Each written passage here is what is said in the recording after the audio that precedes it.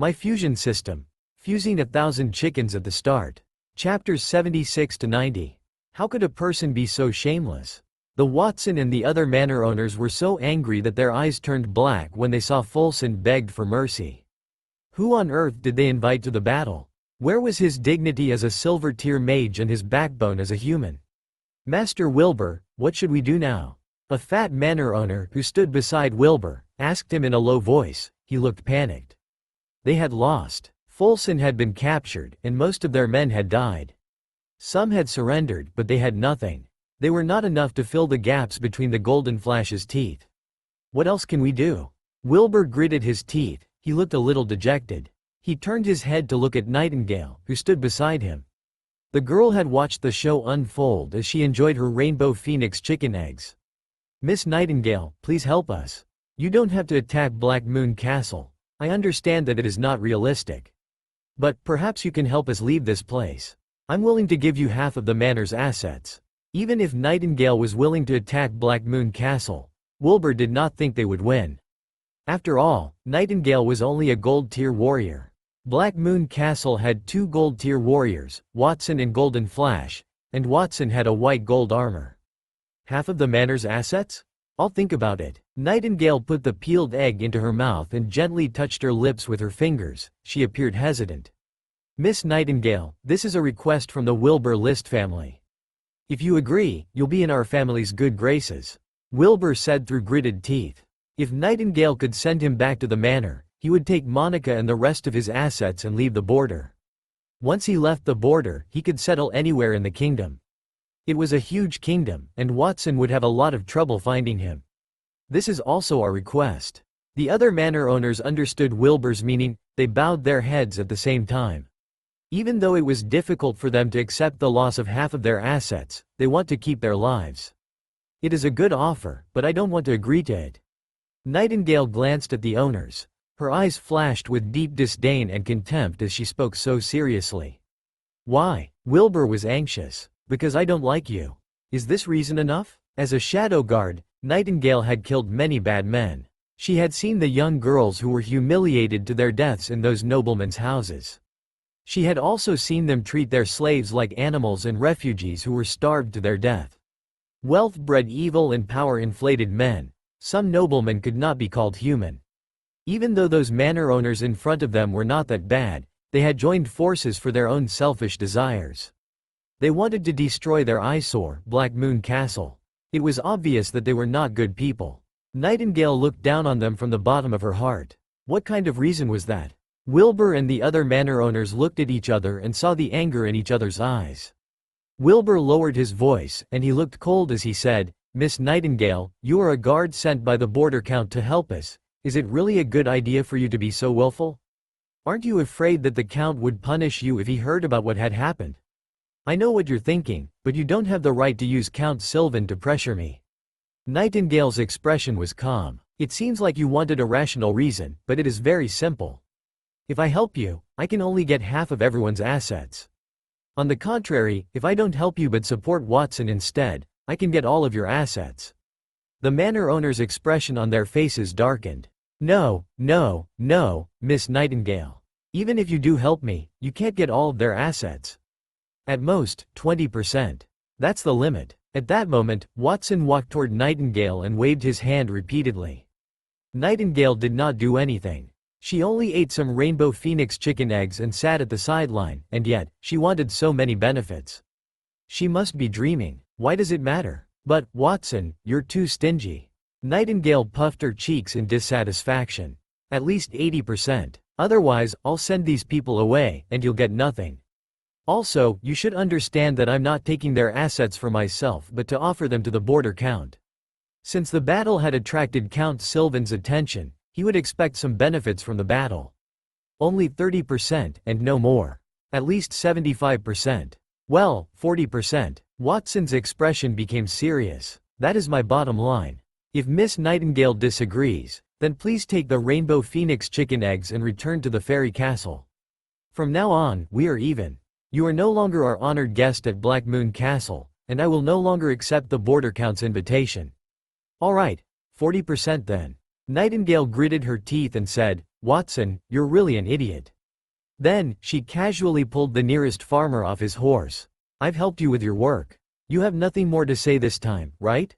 Nightingale's words came from the bottom of her heart. She wanted to help Watson and gave the assets to Count Sylvan for that reason. What would Watson do with those manor owners' assets? Black Moon Castle was not very powerful at that moment. If he got more assets, it would only attract other people's envious eyes.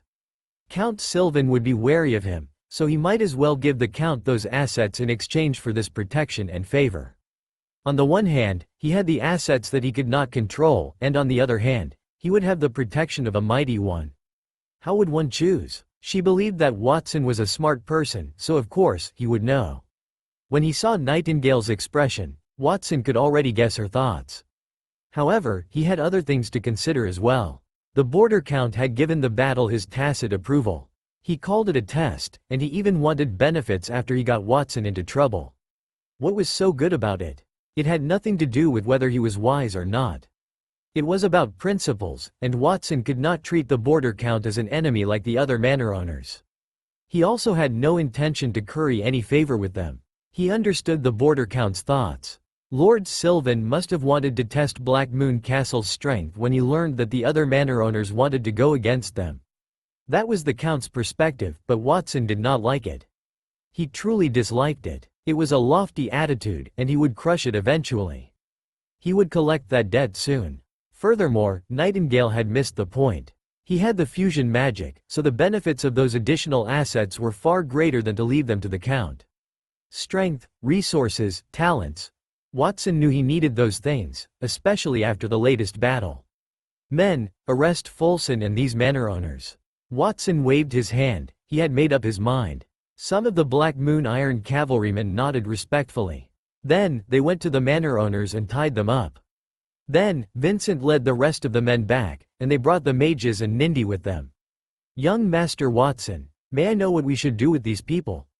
Alan, leader of the Black Moon Knights, asked as he walked toward Watson. He was very dissatisfied with those manor owners. He wished that he could beat them up. He almost died because of them, but Watson did not give him a direct order, so he could not act rashly. The world's rules prevented them from killing their captives. Their role was to exchange their lives for benefits. He believed that Watson would let those people go after they gave him their assets. What a pity. Watson did not know what was in Alan's mind. He waved his hand with a cold expression. "Tie them up so that they can't struggle. Then, take them outside and kill them. Black Moon Castle has a principle, and that is to kill our enemies' leaders. They had initiated this battle, so let them pay the price for their actions." Chapter 77. Deterrence at the Border. "Young Master Watson, are you serious?" Alan had a strange look on his face. Even if he hated those farmers, he thought that Watson would let them go after obtaining their assets. He did not think that Watson would order them to be killed. After all, Watson was still a child. "Watson, please don't mind me for meddling in your business, but killing these people will cause more chaos," Vincent, who had brought Nindy back with him, said worriedly. "That's right, Watson." Nindy rubbed her arm, which had become sore from the ropes that bound. She glanced around with a conflicted look in her eyes. "Forget about these manor owners. Fulson is an elder of the Mage Guild in Monty Town. They will not let him go easily. Plus, they have already lost their power. So let their people pay their ransom and forget about this matter." Nindy had agreed with Watson's decision discreetly. She also felt that those people deserved to die. However, she understood the world's rules, and sometimes they would have to compromise with reality. "Do you all think so too?" When he heard his brother and sister's suggestions, Watson did not express his opinion. Instead, he turned to look at the Black Moon Knights, including Alan. "We shall do as you say, young Master Watson. We do not have the right to judge this matter. You are the favored son of heaven, a rare genius that the kingdom had seen in a few hundred years. My admiration for you is like a torrential river that never ends. Therefore, in my opinion, you are always right." Alan babbled on and attracted the other men's disdain. That guy was too good at flattery. Watson looked past Alan as if the man had farted. Then, he looked at the vice-captain, List. "I will obey your orders, young Master Watson." List knelt on the ground. He did not say anything else. He was the exact opposite of Alan, who appeared serious on the surface, but he was actually a sultry man with a rich heart. List looked gentle and refined, but he usually did not say much. The other Black Moon Knights followed his lead. They knelt in front of Watson. The earth trembled as the armor on their knees hit the ground. "We will obey young Master Watson's orders." "Very good." Watson nodded. He realized that his effort to nurture those people did not go to waste. They looked like an army. "Well, as I've said earlier, take these people out and kill them.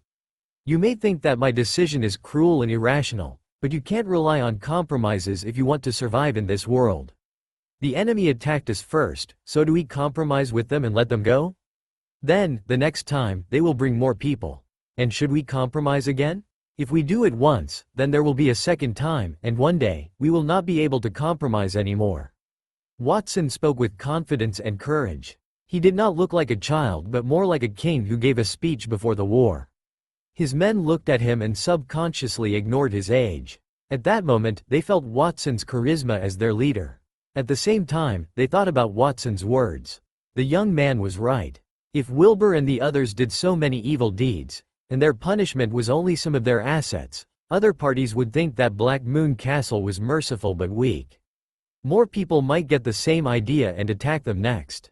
So they had to kill all their intruders and let their blood flow like a river so that other people would be afraid of them and not act so rashly.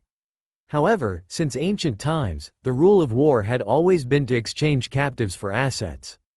Thus, Watson's actions would probably bring a brutal reputation, especially since he was only a child. Furthermore, it would affect his future development. I can guess your thoughts, but why should we care about other people's opinions? Perhaps we needed to do that if we're weak. But when we're strong enough, our Black Moon Knights will leave footsteps all over the world, and they will tremble under our gazes. Those who have wronged us will have to beg for our forgiveness. We will spare those who submit to us and kill those who disobey us. Watson's blue eyes contained the sea, and at that moment, they also contained the sky. I have a wish, a great wish. I want Black Moon Castle to be the #1 faction at the border so that the people in my territory will never go hungry. I want to wipe out all things evil so that this land will not be abused and there will be no war. I also want to become a king here, as well as the king of the world. Veni, Vidi, Vici. That was something that Watson had liked very much in his previous life. Emperor Caesar had once said that, which could be translated to as I came, I saw, I conquered. Veni, Vidi, Vici. Alan chewed on those words as he shouted. His face had a strange glow. Veni, Vidi, Vici. List shouted with him. Then, the other Black Moon Knights raised their fists and placed them on their chests. Their voices had been relatively low when they shouted the slogan before it finally converged into a loud noise that shook 100 meters. Vincent also muttered those words in his heart. He felt an oppressive air that transcended everything. If Watson was born into the royal family, he would definitely become the emperor. No other prince or princess would be able to compete with him. I'm sure of it. No, even if Watson was not a royal family member, he would still be king. He was his own king, and he was also the king of his territory and everything that he could see. My little brother always likes to do things that are out of my expectations. He even dares to say things like becoming the king of the world. If His Majesty were to hear this, he would be beheaded at least 10 times or more. However, it doesn't feel bad. Vincent shrugged before he sighed. He did not intend to dissuade Watson anymore. On the contrary, he was proud to have such a little brother. Nindy was dumbfounded. She had not returned home for a long time, and she still thought of Watson as that runny-nosed kid. When she saw Watson, she had the urge to kneel and worship him. That was the same feeling as when she went to the royal city a few years ago and saw the king when he made his speech on the stage. The rainbow phoenix chicken egg in Nightingale's hand fell to the ground. She did not care about it. She stared at Watson in a daze, but there was no disdain in her eyes. She did not think that Watson was overestimating himself. However, there was regret. She regretted that she did not fight in the battle. She also lamented that she did not send a message to the border count to cancel the test and help Black Moon Castle defend against the invasion. Those who could say such words, Veni, Vidi, Vici, would definitely not be weaker than the border count in the future, especially since Watson was already a gold-tier warrior at the age of 10. I've said what I needed to say. Get to it. Watson turned around, and Black Moon Knights stood up, one after another. Every 2 knights were responsible for a manor owner. They dragged more than 10 men, including Fulson, to the castle's collapsed walls. At that moment, the Black Moon Knights carried out the orders strictly, and no one questioned them. The manor owners cried and begged for mercy. "Don't kill me, I'm willing to pay. Is 1,000 gold coins enough? Please, I don't want to die yet." Among them, Wilbur begged the loudest, "Vincent, save me, Vincent. Have you forgotten that you used to work in my manor? Who took you in when you were at your lowest? You haven't forgotten, have you? Let me go, I'll betroth Monica to you, and I'll give you the manor too."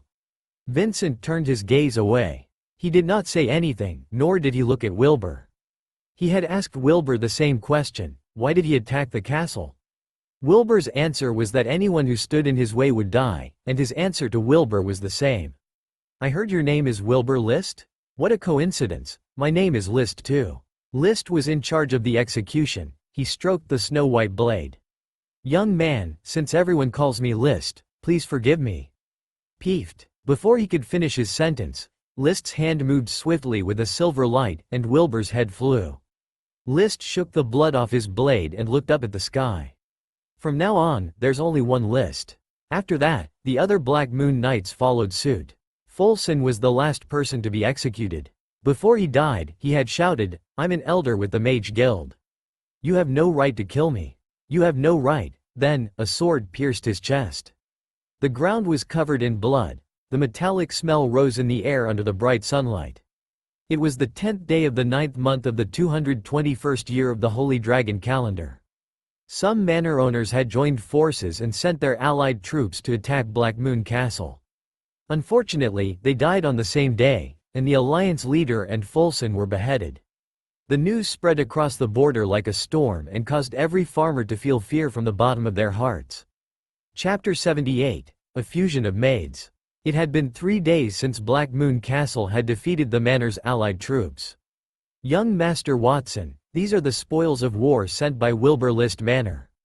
They include 1,000 Iron Tier magical beasts, 100 Bronze Tier magical beasts, 150 caddies of Iron Tier ores, and 10 caddies of Bronze Tier ores.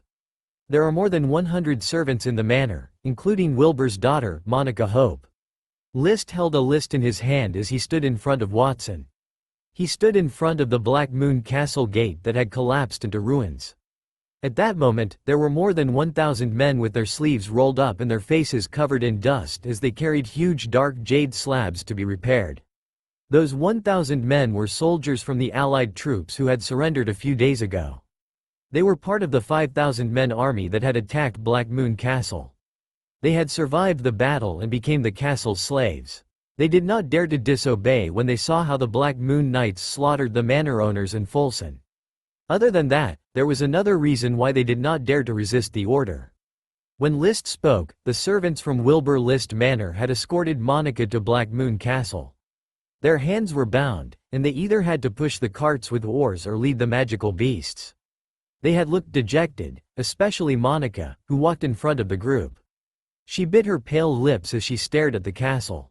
That was her second time there, and unlike the last time, she did not wear a fancy hat, nor did she use heavy makeup on her face. She was only in a black gown with a light veil. It was relatively plain.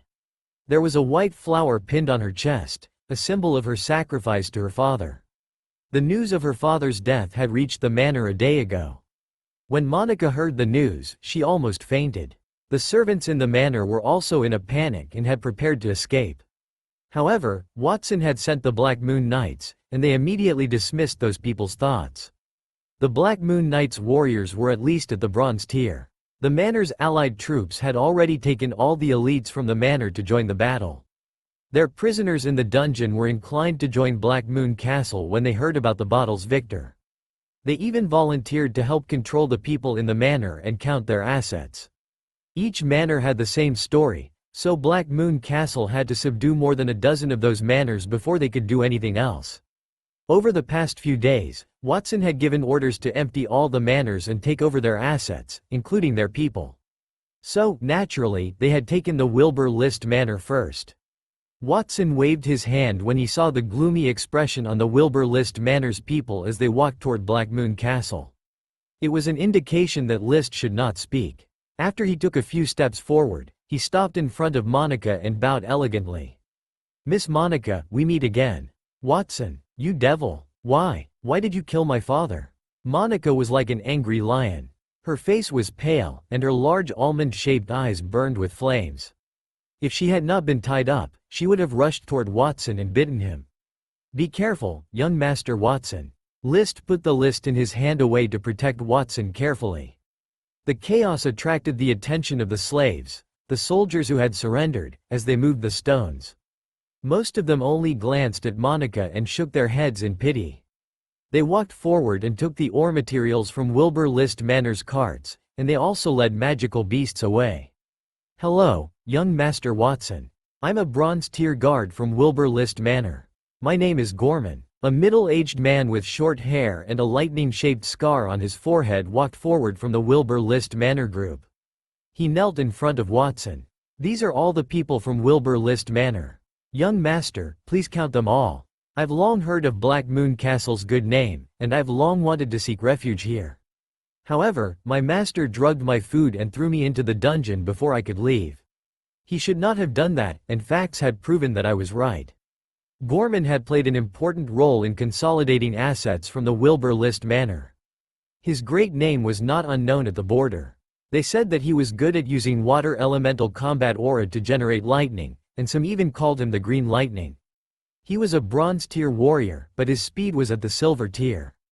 Patooey. After Gorman finished speaking, someone spat at him. Monica's personal maid, Capella, who had short, fluffy yellow hair and freckles on her nose, looked at Gorman as if she was looking at a dog. "Gorman, you're a disgusting man. Master is dead, and we are very sad, especially Lady Monica. How dare you bow to the enemy? Do you think that Black Moon Castle won't be wary of you after you become their dog? When Master locked you in the dungeon, I proposed to kill you, but he was merciful and did not do it." Miss Capella is right. A few of the maids agreed with the freckled maid. "We will never bow to Black Moon Castle. We're here to take revenge for Master. We will not retreat until we kill everyone in Black Moon Castle. We will fight until our last moment, and we will shed our last drop of blood." Gorman's face darkened when he heard what they said. He was a strong warrior, and he cared for his reputation. "Are you courting death?" Gorman stood up as his eyes flashed with unconcealed killing intent. He wanted to wring the necks of those maid-servants in front of him. Those maid-servants were not afraid at all. They raised their heads proudly as if they were not scared of death. It was as if Gorman's actions were exactly what they had wanted. "Leave this to me." Watson stopped Gorman, who was about to make a move, and stood in front of the maid-servants. He observed them and said, "Wilbur and the other manor owners attacked Black Moon Castle. I was forced to fight back. I can only say that I'm very sorry for their deaths. However, it had nothing to do with you. If you are willing to put down your hatred, then I'm willing to spare your lives. You are not only young, but you are arrogant and stupid as well. Sooner or later, you will die. Do you think we will believe your words?" A few of the maids looked disgusted. When Black Moon Castle had taken over the other manors, Watson saying, "I came, I saw, I conquered," was also praised by everyone. Many thought that he was a natural-born emperor. His identity and age could not restrict him. Watson was already a gold-tier warrior at the age of 10. And the establishment of Black Moon Castle was the best proof anyone needed. "It's a pity that you made the wrong choice." Watson sighed as he pointed at the maids in front of him. Swoosh! There was a soft sound. The 6 maids had shouted in front of him. According to the nobleman's standards, each woman was a laundry maid, a kitchen maid, a scullery maid, a dairy maid, a casual maid, and a personal maid. Other than Capella, the other 5 women's bodies turned into a ray of light and fused into Capella's body. Capella's eyes stiffened. She twisted her neck with difficulty and lowered her head toward Watson. "Young Master Watson. Very good. Stand at the side." Watson nodded casually. The fusion magic could fuse everything. Since it could fuse weapons, minerals, and magical beasts, it meant that it could fuse humans as well. The fusion would not only increase the person's abilities, but they would obey their master's every word as well. "What is this? Magic? Sorcery?" Monica stared at all of that with her eyes wide open. Her legs trembled when she saw 6 humans become one. That was too terrifying. The other servants had been acting with righteous indignation, but they were silent at that moment. Even Gorman swallowed his saliva. Watson and List remained calm, and then there were also the 1,000 surrendered soldiers who were hard at work. Those soldiers looked at Monica and sighed. How stupid. She still dares to provoke young Master Watson? We don't even dare to bother him. He is not only powerful, but he has also mastered terrifying magic. Chapter 79. A huge harvest. Name: Capella. Position: all-rounded maid. Ability: combines starch washing, cooking, tailoring, and other skills into one. A perfect maid who can perform any household chores. Strength: iron tier. After Watson fused the maids, the corresponding message appeared within his sight. He knew that fusion magic could fuse humans. However, he could only fuse with people whose strength was inferior to his.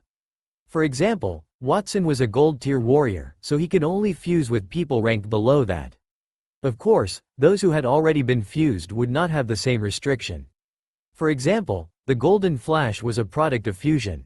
So, it would not matter to Watson if the Golden Flash surpassed his strength and became a platinum-tier monster. Watson had never used the fusion magic to fuse with his subordinates because it meant that he would forcefully change the fate of others. It was not something he could do. However, those people were different. They were his enemies, and they did not want to surrender. Therefore, he did not feel burdened when he fused them. With the fusion system, this world is like a game to me. Unfortunately, with my current strength, I can't fuse with a platinum-tier elite. At the very least, I'll have to wait until I become a diamond-tier warrior.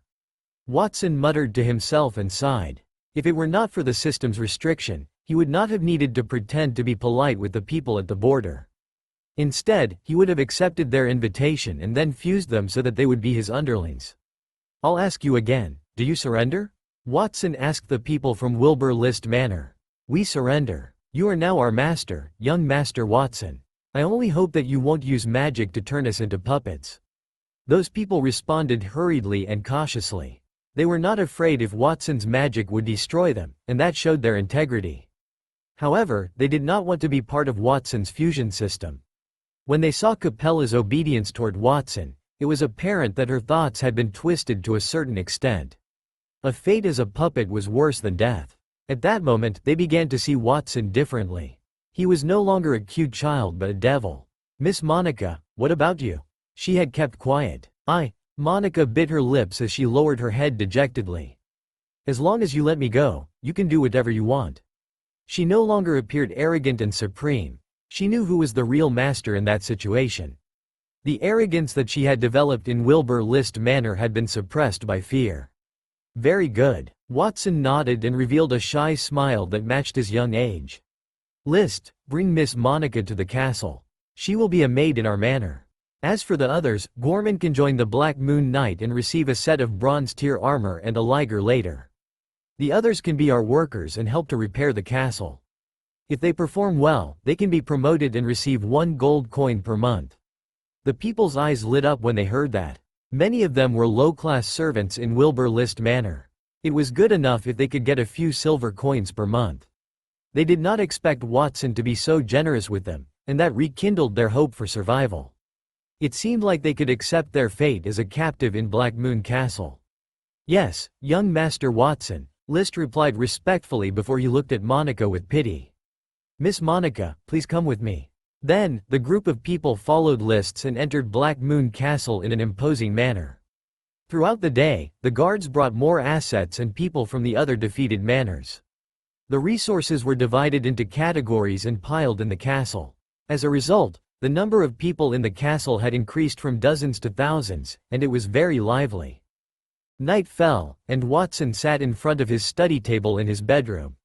He peeled a rainbow phoenix chicken egg gently and stuffed it into his mouth. He looked at the list in front of him. It was what List had listed after he accepted all the farm resources. First, the Black Moon Knights. Their number has increased from 30 to 50 men. Watson muttered in a low voice as he chewed the egg and tasted the fragrance in his mouth. They had managed to find 1 or 2 bronze-tier guards from every defeated manor who had wanted to defect to Black Moon Castle. Previously, they had been imprisoned in the dungeons by their manor owners. Watson was very grateful to those people. If it were not for their intention to defect, then the strength of the Allied troops that attacked Black Moon Castle would have been increased by several times fold. Therefore, Watson was very thankful for them. He did not test them, he allowed them to join the Black Moon Knights. He also gave them bronze tier armor and a liger. Those armors and magical beasts were part of the assets sent by the various manors. Some of those defeated manors traded in magical beasts, some traded in ores, and some even traded weapons. They had all kinds of resources. Black Moon Castle obtained a total of 12,000 Iron Tier magical beasts, 1,000 Bronze Tier magical beasts, 1,000 sets of Iron Tier armor and long swords, a total of 100 sets of Bronze Tier defensive weapons, and more than 100 pieces of jewelry, and 200,000 gold coins. There were also other items like meat and rice noodles, but he did not count those. It was a huge harvest, so Watson was excited. I hope that the other manor owners at the border can be like these ignorant people and attack me and give me rice. If we do this a few more times, then our assets will increase by tens or hundreds of times more. We'd be the largest force at the border. Black Moon Castle had managed to defeat their opponents comprised of more than a dozen manors. They had proved their strength. The other manors were no fools. They would never send men to test Black Moon Castle in the short term. Master Watson, the hot water is ready. Would you like to take a bath now? At that moment, someone pushed the bedroom door open. Wendy, who was in a maid uniform, walked into the room. She was the one who had asked that question. A yellow-haired maid in a similar uniform stood behind Wendy. It was Capella. Young Master Watson, I have prepared a bathrobe and a change of clothes for you. I have also cleaned your dirty clothes in the bathroom. When you take a bath, please allow me to scrub your back. Capella wrinkled her nose and glanced at Wendy, who had a smug smile on her face. HMPH. Wendy's expression looked a little ugly. Ever since Watson took over the other manors, they had about 3,000 workers to help with the castle's repair work and an increased number of maids. There were more than 20 of them, and like Capella, they were all professional maids. Wendy had never been a maid before her position in Black Moon Castle, so she felt a little intimidated as if her role was impacted by the other maids' presence. Chapter 80. A Rewards for a Meritorious Deed. Phew, this feels so good. Watson was soaking in the bathtub as he enjoyed Capella and Wendy's service. A waterproof chandelier hung from the ceiling, and it emitted a soft and hazy light. The bathroom was spotless because it had been cleaned, and the floor even reflected that lonely light. Young Master Watson, is this okay? Capella dabbed the water with a towel gently as she wiped Watson's back before she moved the wet hair that stuck to her face. Even though Capella looked average, her freckles that symbolized her youth and her rosy cheeks made her look adorable. Furthermore, she was only wrapped in a towel, and her voluptuous body was clearly visible. Young Master Watson, the water is a little cold. Do you want me to add some hot water for you? Wendy did not want to be outdone. She glanced at Capella's voluptuous body and then looked down at her flat chest, which was also wrapped in a towel, and pursed her lips in disappointment. Okay, just do as you wish. Watson laid against the edge of the bath and rested his head on his arm. There were more than 20 maids in the house, and it was time to choose a head housemaid. He also wanted each of his family members to have a maid each to serve them. He tentatively decided that the head housemaids would be Wendy and Capella, and those two were also his personal maids. Young Master Watson, can you really do as I say? Then I won't stand on ceremony. Capella's eyes lit up. She grabbed the ribbon wrapped around her waist and pulled it off gently. She took off her bathrobe and pressed her body against Watson's back. Then she rubbed against Watson's back with her breasts. She even applied soap on them so that her movements would be smooth. Ah, it was so comfortable that Watson exclaimed in surprise. He did not expect Capella would be so bold to do such a thing. Young Watson immediately reacted. Young Master, are you not feeling well? Capella moved closer to Watson's ear and blew on it gently. This is how I usually bathe Miss Monica. If you are not satisfied, then I can change to another position. No, this is fine. Watson shook his head with a reddened face and moved his burning face into his arms. That was the legendary service known as the ripple push, Watson shouted in his mind. Did Capella really use that method to help Monica with her bath? Was Monica the legendary Yuri? When he thought about how the two women would have hugged and rubbed against each other repeatedly in the bathtub, he felt a warm sensation in his nose. That scene was too beautiful for him to ponder. He had transmigrated to that world for almost half a year. He had never thought that he would receive such treatment. However, his body was still a child, and he was the nominal owner of Black Moon Castle. He could not lose his reputation. Why did I have to transmigrate as the youngest man in this family? If I had transmigrated to be the same age as my eldest brother, then I could have taken care of these two maids. Watson complained as he suppressed his impulses. He had not hit puberty, so for the sake of the future, he did not plan to lose his virginity so soon. Wendy, do you want to join in the fun? As he enjoyed himself, Watson waved at Wendy, who was stunned. Young master, I'll pass. I'll go boil some more water. Wendy got up shyly and ran out of the bathroom in a flash. She leaned against the door outside the bathroom as her fingers clutched the towel tightly. She panted intensely. How can I do such a shameful thing? Young master, you're bullying me. Watson enjoyed Capella's service for an hour before he continued with his bath. When he was done, he changed into a white robe before he told Capella to assemble all the maids in the house. Alan, List, and the other Black Moon Knights were also there with him. Alan, List, William, step forward. The three of you killed the most enemies in that battle, so I will fulfill my promise. You have the right to choose one of the manors that we seized. And except for Wendy and Capella, you are free to choose any of these maids to be your personal maid. Watson smiled at the three of them. He had made a promise during the battle with the allied forces of the manors. Those who killed the most enemies would be rewarded with a manor. Alan had killed the most enemies. He had killed more than 300 men. List also killed more than 300 people, but still less than Alan, while William killed about 100 enemies. They were very impressive. Alan looked solemn, and the corners of his lips revealed the anticipation in his heart. He had remembered every word that Watson had said, and he had been waiting for the young master's announcement. He had finally gotten it. List said, "Thank you, young Master Watson." Then, he stepped forward as well. He might have looked calm, but the muscles of cheeks twitched slightly, a subtle motion that indicated differently. He had been living in a small house with his parents, and he never thought that he would become a silver-tier warrior, let alone own a manor of his own. He could bring his parents with him and not bother young Master Watson any longer. William was the most excited one among the three of them. He was a burly man and as big as a giant bear. His tanned face was full of facial hair, and he was grinning from ear to ear. When they had their first round of tests in Black Moon Castle, he was the first one to apply for it. However, he had failed both tests, but Watson still accepted him.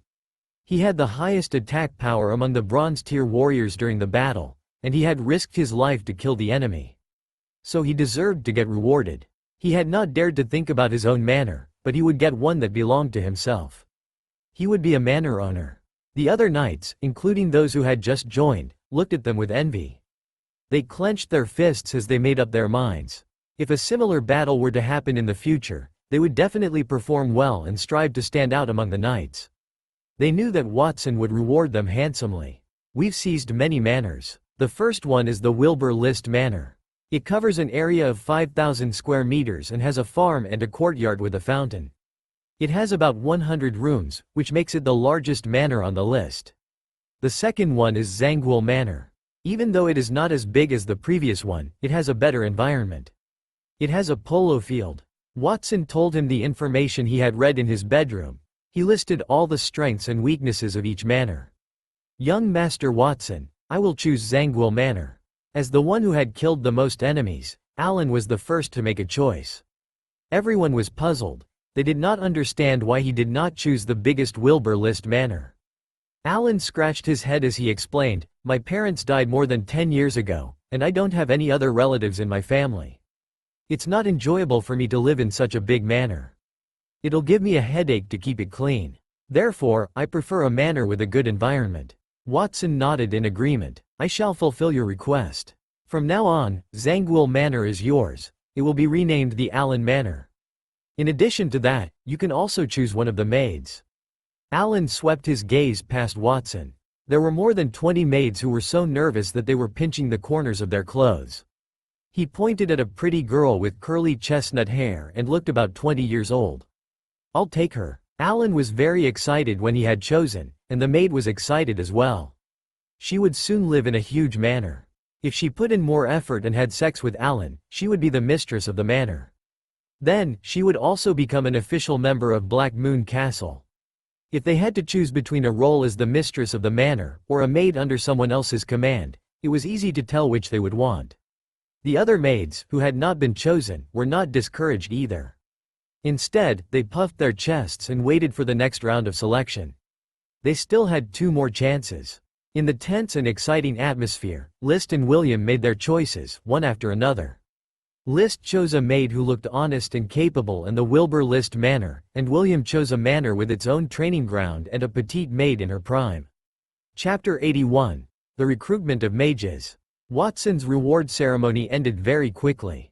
Then, the 3 handmaidens were sent to Alan and the other 2 to sign the master-servant contract. In addition to the manor and the handmaidens, Watson also rewarded Alan and the other 2 men with 100 rainbow phoenix chicken eggs each. Then, the ceremony had ended.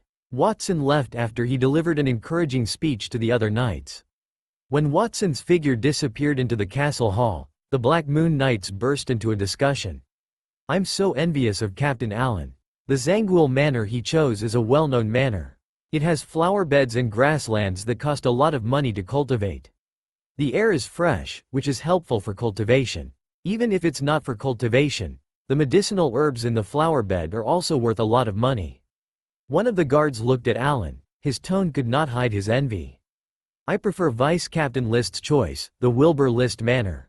Oh, it should be called the List Manor now. If I can get this manor, I can bring my family with me, and occasionally invite guests too." "How grand would that be?" another guard said. "Look at William's silly smile. I'm sure he didn't pick that cute and cuddly servant girl to do housework. How hateful. William looks like that, but he got a woman before us. I wonder if the servant girl would be able to stand him?" The few men gathered together and cursed William in their hearts. They gnashed their teeth in hatred. "All right, stop talking about it. We have many people coming to Black Moon Castle these days. We need to double our efforts in training and patrols to ensure there is no trouble. If any of you drag me down and embarrass the Black Moon Knights, then don't blame me for being rude." As he listened to the discussions around him, Alan glanced at the obedient and silent servant girl beside him. He waved his hand and spoke in a dignified manner. "Yes, Captain." The guards at the scene responded one after another. After they saw Watson's generous reward, they would take the initiative to work hard. Sometimes, actions were better than words. They were the same. There was no reason other people could get the rewards, and they could not. No one would be willing to accept it. After they left the castle hall, Watson told Capella to arrange work for the other servants. After he left them to familiarize themselves with the castle environment, he walked down the stairs to a room on the 2nd floor. That room was reserved for his second sister, Nindy, and her best friend, Index. Ever since they had killed Folson, the mages who had been with him had stayed behind in Black Moon Castle. It was not that they did not want to return to the Mage Guild, but that they could not go back. Every silver tier mage was a precious asset to the Mage Guild. Unfortunately, there were only more than 10 silver tier mages in the whole of Monty Town, especially for a mage like Folson, who had a chance to advance to gold tier. He was a treasure. If Folson had died in a ruins exploration or to a magical beast, then the guild would still be able to accept that. It was a pity that he had died at the hands of those in Black Moon Castle. So, they could not let those mages go in case they would report about what had happened. However, the mages were also afraid to go back. Even if someone else had killed Folson, it was still their fault because they did not stop it. The guild would punish them. Watson heard the discussion in the room before he entered it. "Miss Nindy, what should we do next? We can't stay in Black Moon Castle forever. Of course, I'm not saying that this place is not good. In fact, this is the best place I've ever lived. I think some noblemen don't even have a better environment. If it's possible, I would like to stay here forever." One of the male mages had said that. "Yes, for the past 2 days, I have been lucky enough to eat a rainbow phoenix chicken egg. That magical taste still leaves me with an endless aftertaste. Not only that, but the egg has also increased the magic elements in my body. I really want to be a mage here and use my craft as a way to get paid. I don't need much. I'm already satisfied with eating a rainbow phoenix chicken egg daily, but..." That was the voice of another male mage, who seemed hesitant. He did not finish his words, but his meaning was clear. Would Black Moon Castle hire them? They were only bronze tier mages, and Watson was already at the silver tier. Watson had been kind enough to not punish them since they were Folson's associates. Why would he hire them? So these people want to stay in Black Moon Castle? Well, I was thinking of a way to recruit them. Watson leaned against the door with his ears pressed against it. He listened to the movements inside the room. The corners of his lips curled upward. Folson had selected those mages specifically to cast a joint attack spell. Watson was most proficient in water elemental magic. During the battle with the allied forces of the manor, he had discovered that the biggest problem he had was not a large number of troops but the fact that the enemy had many powerful mages. A mage's role in a battle was irreplaceable. He had created the Black Moon Knights to sweep their enemies, and he would need a mage regiment amongst them. The warriors rode on the magical beasts to charge to the front, while the mages would follow behind them to cast magic. They would protect their companions while knights destroyed the enemy. Watson was excited when he thought about that scene. As he had made up his mind, Watson continued to listen to the movements in the room. He wanted to see if all the mages wanted to join Black Moon Castle. Inside the room, the 5 mages sat around a large bed. A sky-blue magic staff and a simple small bag were on the bed. They were the heart of the sea magic staff and storage bag that Folson had left behind after his death. Nindi and Indix took off their shoes and socks and leaned against the headboard. The 3 male mages sat on the side of the bed. Their eyes glanced at the pale and slender feet of their 2 female companions occasionally as they swallowed their saliva discreetly. Of course, they could only watch. The Mage Guild had a rule: they were not allowed to lay hands on their companions. Plus, Nindi's status as Black Moon Castle's second young miss was enough to keep them at bay. Nindi, what they said makes sense. I want to stay in Black Moon Castle too. Intix hugged Nindi's shoulder and shook it gently. I don't want to go back to the Mage Guild.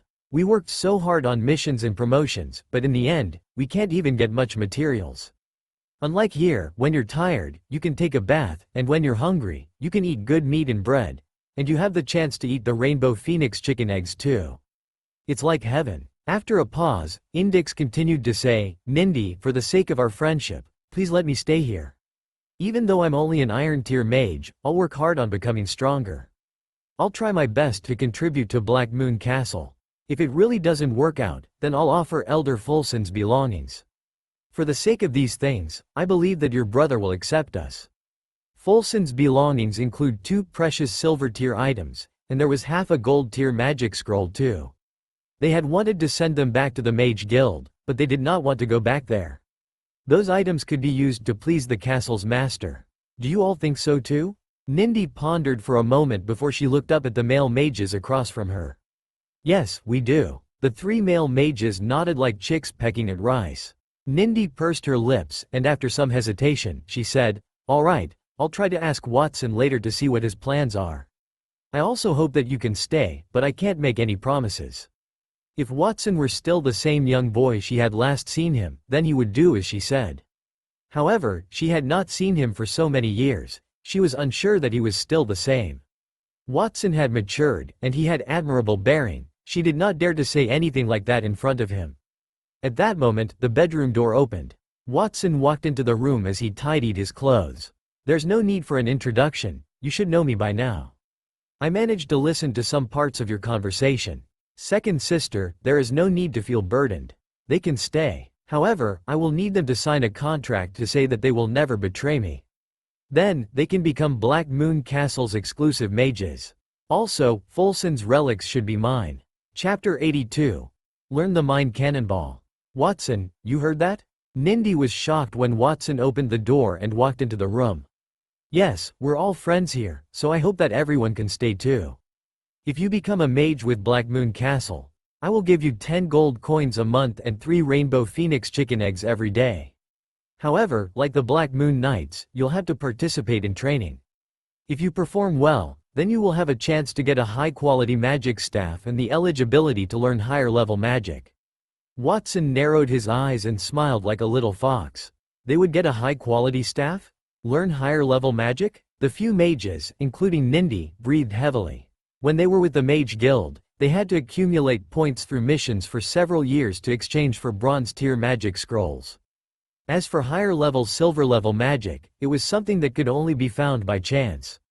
They would not be able to do that for at least 10 years. I have a bronze tier spell and a silver tier spell. They are both water elemental spells. If I have Fulson's relics, then I believe that I can double that. I will teach you these spells in time, so think about it. Watson increased the drama flair. He knew he could move them. We are willing to join Black Moon Castle. The mages looked at each other and nodded solemnly. Even if they could not learn high-level spells, they would still be satisfied if they could eat rainbow phoenix chicken eggs daily. The eggs could improve their fitness and increase the content of the magical elements in them. If they were to eat the eggs for a period, they were confident that they could break through to silver tier. Very good. Since you've decided, then let's sign the contract. Watson clapped his hands and summoned his personal maid, Capella, to help draw up a contract. The contract stipulated the salary and reward system for the mages.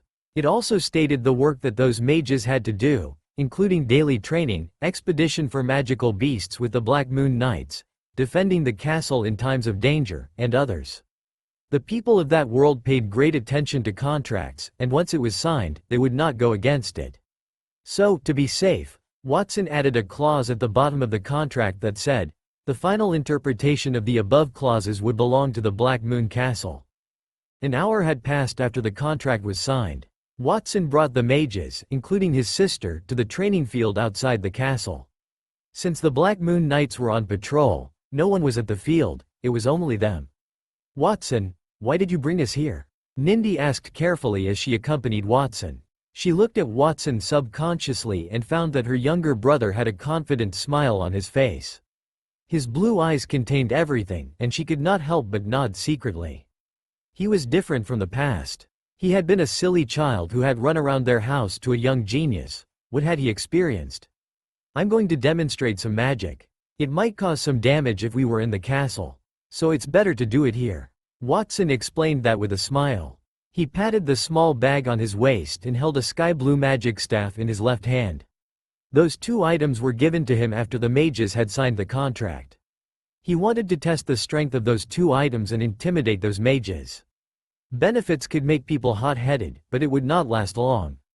Watson still needed to intimidate them with force and also treat them with kindness and power.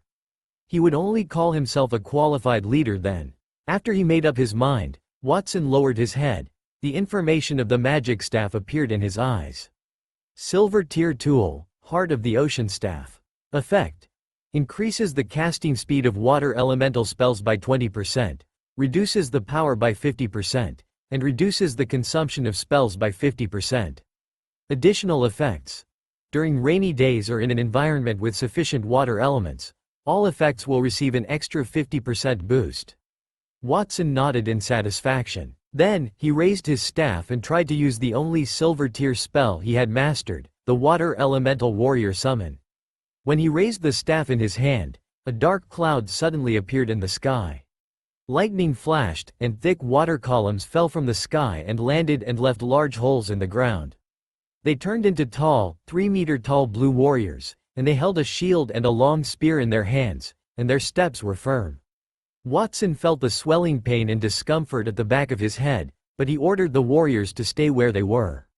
The water elemental warriors that he summoned were more solid than the ones he had summoned on the battlefield. The sky blue armors looked like they were made of steel, and the number of warriors had also increased. He had managed to summon 100 warriors in the previous battle, but he had summoned 150 warriors on that day. The duration had also increased to 10 minutes from the previous 5 minutes. This is the power of a silver tier magic staff. It is no wonder that every powerful mage would have a magical tool. It can double their strength. Watson sighed and waved the staff to disperse the water elemental warrior. He began to study another tool that Fulson had left behind, the spatial pouch. Silver tier tool, the spatial pouch. Effect. There is a 100 square meter vacuum inside the spatial pouch. It can be used for storage. The items placed inside will not rot over time, but the pouch cannot store living things. Activation method. Add magic elements into the spatial pouch. After he added his water elements into the spatial pouch, Watson quickly opened it, but there were not many items left inside. Most of the scrolls had been consumed by Fulson during the previous battle, but he found half a gold tier scroll and a silver tier scroll called the Mind Cannonball. Other than that, there were a few bottles of potions and some food. From the waves that they emitted, they should be either bronze tier and iron tier. Then, Watson retrieved the Mind Cannonball scroll. There was a shining silver metal plate made of arcane mithril in his hand. In the previous battle, Fulson had left a deep impression on him when he used that move. Even though the source of chaotic elemental magic in his body had managed to absorb the Mind Cannonballs, some of them still hit the ground and caused some violent explosions. Watson did not deny that it was a powerful spell. As Watson studied the chant and the metal plate carved onto the scroll, the other mages observed him as they discussed in a low voice. Young Master Watson is a silver tier mage, indeed. The water elemental soldiers that he summoned were too powerful. I've seen them once on the battlefield, but this is the first time I've seen them up close. If we can master this spell, then we can form an army all by ourselves. Everyone would yearn for this type of powerful spell. Unfortunately, I'm only a bronze tier mage now, and the power in my body isn't enough. Even if I master it, I won't be able to cast it. Is young Master Watson trying to learn Elder Fulson's ultimate skill, the Mind Cannonballs? Those silver tier spells are not easy. Some people looked envious, some looked regretful, and some were curious about Watson's actions at that moment. Even if one could master the silver tier spell, one would still require hundreds or thousands of attempts to cast them. If one made one small mistake in any of the steps, then the spell would fail. It might even cause an explosion. Even a genius like Watson could not have learned it that fast. Chapter 83. Fusion of Gold Tier Magic. Nindy, your brother is so powerful. Indix held Nindy's hand tightly as her eyes shone. I wonder if he has someone he likes? But perhaps no, he's still so young. Indix, what are you doing? Nindy looked vigilant. Well, if your brother doesn't have someone he likes, I can be his girlfriend. The corners of Indix's mouth rose as she joked. I'm only 16 this year, not much older than your brother. When he's older, perhaps in the next 2 years, he'll have to consider marriage. If I can have such a talented and rich husband, I can become a silver tier mage with only the resources. Then, I won't have to worry about it for the rest of my life. Think about it, Sister Nindy. Indix, don't you think it's disgusting to act like a spoiled child? Nindy was speechless, but she somehow understood Indix's thoughts. If she had been wandering for many years and met a genius like Watson, she would be willing to be his girlfriend too, or even a maid, regardless of the man's appearance or age. If she had been in the other person's shoes, she might have the same idea. As Watson's girlfriend, she would not only get to learn advanced level magic, but she would also become Black Moon Castle's mistress. Unfortunately, she was Watson's sister, so she did not have the same chance. While Nindy thought about it, a chanting voice came from nearby. Great water element, listen to my call and become an indestructible cannonball. Silver tier spell, Mind Cannonballs. It was Watson. At that moment, he held the heart of the sea staff in one hand and a silver tier scroll in the other. I can't believe young Master Watson is studying the Mind Cannonball spell. Everyone, retreat, quickly. The mage's expression changed abruptly. They cried out in alarm as they took a step backward. That was the first time Watson had dared to try such a spell.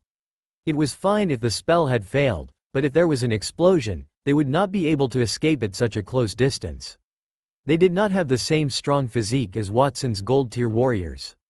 If they were sucked into a silver tier spell's explosion, they would definitely die.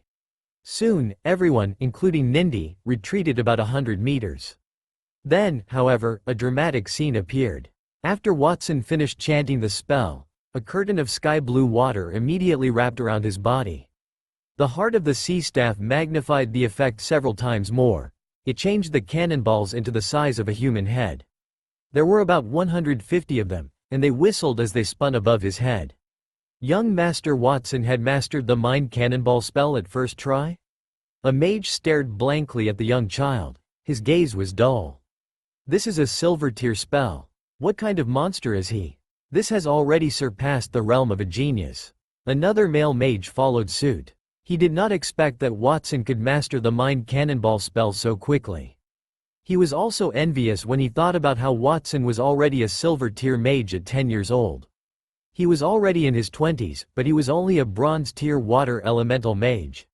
Nevertheless, his talent was considered above average in the entire mage guild. He had always considered himself a genius, but compared to Watson, he was nothing. Watson ignored the reactions of the people around him. Instead, he was immersed in the pleasure of mastering the Mind Cannonball spell. Each of the Mind Cannonballs has the same power as a silver-tier warrior's strike in full strength. The explosion range is 5 meters, and the longest distance is 500 meters, as expected of a silver-tier spell. With the fusion system, he could learn almost anything at once. That was an additional ability of the system. He controlled the Mind Cannonballs to hover in the sky for a moment.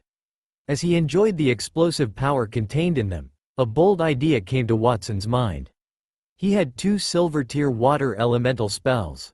If he fused the 2 spells, would he be able to fuse even more powerful gold-tier spells if he were lucky?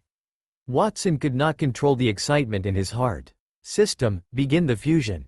Congratulations, Master. You have successfully fused 2 silver-tier spells. You have obtained a gold-tier water elemental spell, the humanoid Auto-Mind Giant. As the system's voice echoed, countless pieces of knowledge appeared in Watson's mind. The amount of information hurt his brain so much that it felt like it was about to explode. At the same time, a powerful, attractive force came from the outside world and sucked all the magical elements in his body. His face paled as his body trembled, and he almost fell down. The attractive force still did not weaken. Instead, it turned around and began to absorb the power from the source of chaotic elemental magic in his lower abdomen. It only stopped after it absorbed enough magic power that equaled a gold-tier mage. Watson's source of chaotic elemental magic had absorbed the gold-tier spell that Fulson had released twice, the Silver Serpent on the Raging Sea. It had also absorbed a large wave of Mind Cannonballs. So the amount of magic power was equivalent to 3 gold-tier mages, and he had lost one of them forever. After Watson absorbed Fulson's attack on the battlefield, he had asked the system discreetly about why the source of chaotic elemental magic could absorb other magical powers. The system's answer was that the source of chaotic elemental magic was initially a part of the world. All the magic elements in a mage's body originated from the source, so it could absorb it as well. However, each source could only absorb the corresponding and lower magical elements. For example, the light element was made up of 4 elements: earth, fire, water, and wind. So, its source could absorb all its corresponding elements, light, earth, fire, water, and wind, and it could not absorb any dark elements. The chaotic element was made up of light and darkness. Therefore, it could absorb any elements from both sides. However, it would not be able to absorb from a higher level if one were to appear. At that moment, Watson barely managed to stabilize his body.